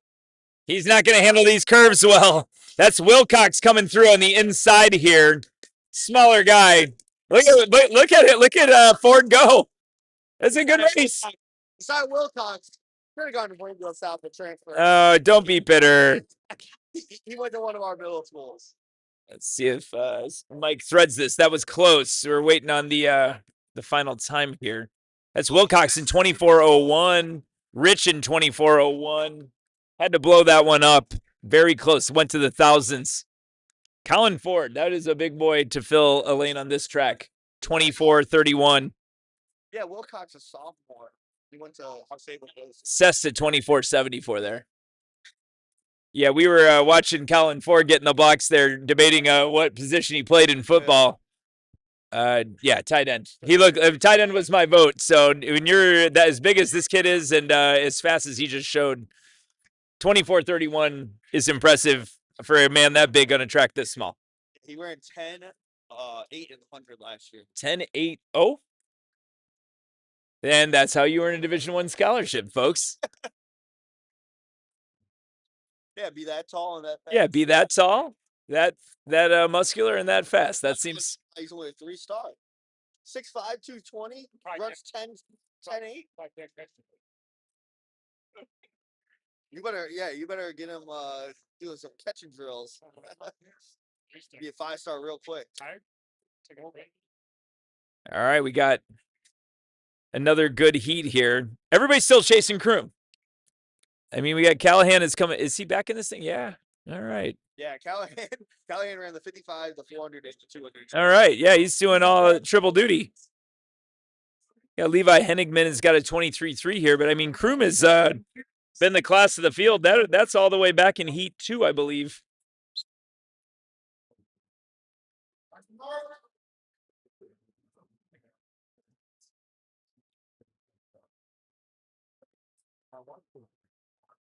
Kalan just ran 23:34 here last week. The school Okay. record indoors, or the fieldhouse record indoors, is 23:24. Interesting. We'll see how he feels coming off that 400. Yeah. That wasn't that long ago, No. really, relatively to this meet's been moving pretty quick. I bet Kalan. Good break. Love his start. I bet he wishes the fire alarm delay was after the 400. Yeah, that would have been smart. That would have been good for him. He had a great curve here, though. He's really blowing up the backstretch. We shall see. Obviously, his home track, used to these curves a little bit. We'll see. Looks like he's going to be a little tied up. I don't know. I think he got it, dude. I think that was it. Yeah. Carson was just saying 23-24. No, 23-52. Interesting. I thought when I saw him flash by the line, he might have gotten the fieldhouse record here. Overall win, yeah. But that does move Callahan in front of Kroom by 0.06 of a second. So great run there by the sophomore. Coming off the 400 too. I mean, doing all 3 sprint races today and here at his home track. Very, very impressive. As we move now to the final events of the day, the 4x4.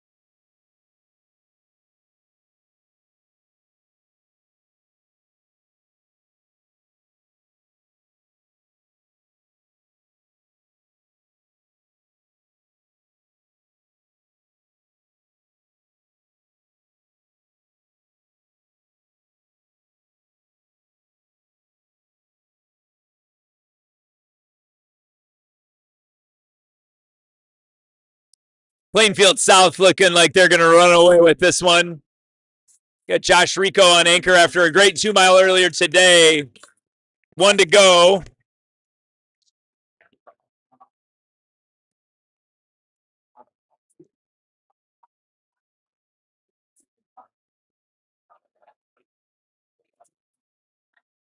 Marcus, Mark, how close was it? Why did you run like this? He's all hard. He's all hard.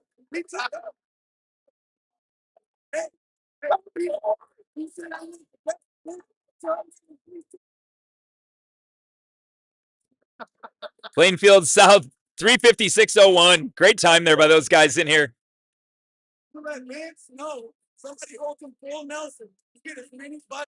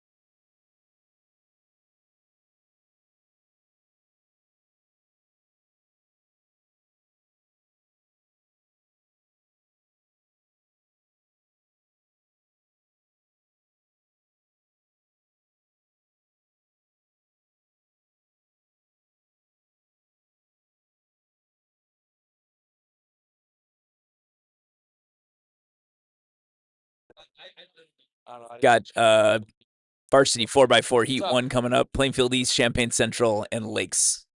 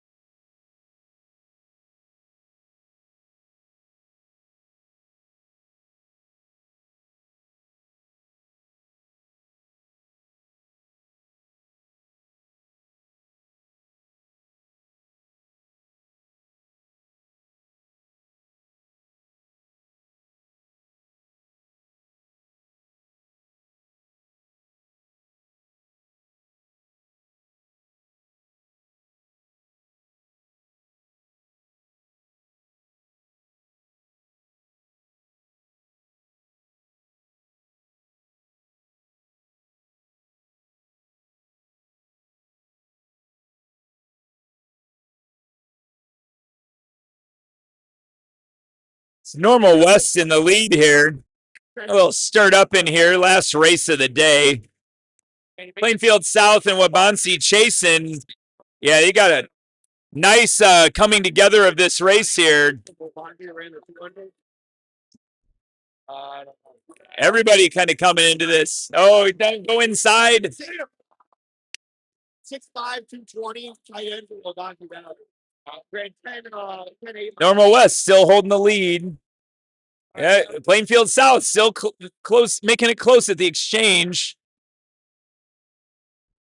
You said that kid, he ran 56 point. Marcellus, yeah. Nicholas with 54. There's Wabansie trying to get out to the lead. Yeah, he did. What happened on Getting close. Out, all four teams together. What a race. What a race. Yeah. Plainfield South kind of in the fourth position here, but there's a lot of traffic in this one. Deerfield has been charging this whole race. We'll see if he can hold on.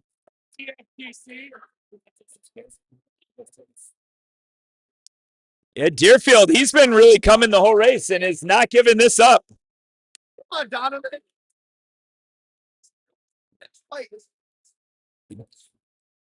Deerfield kid with a really great leg here going into this last exchange. Oh, bad exchange for Normal West gives Deerfield a clear run at it.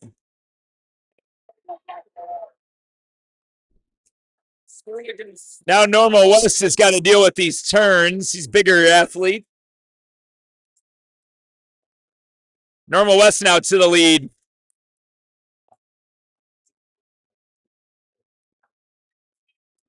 Coming around to 1 to go.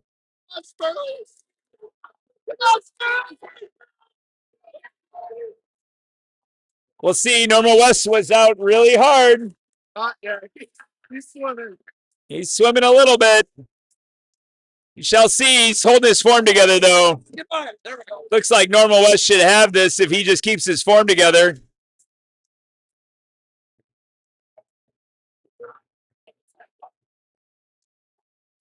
Normal West.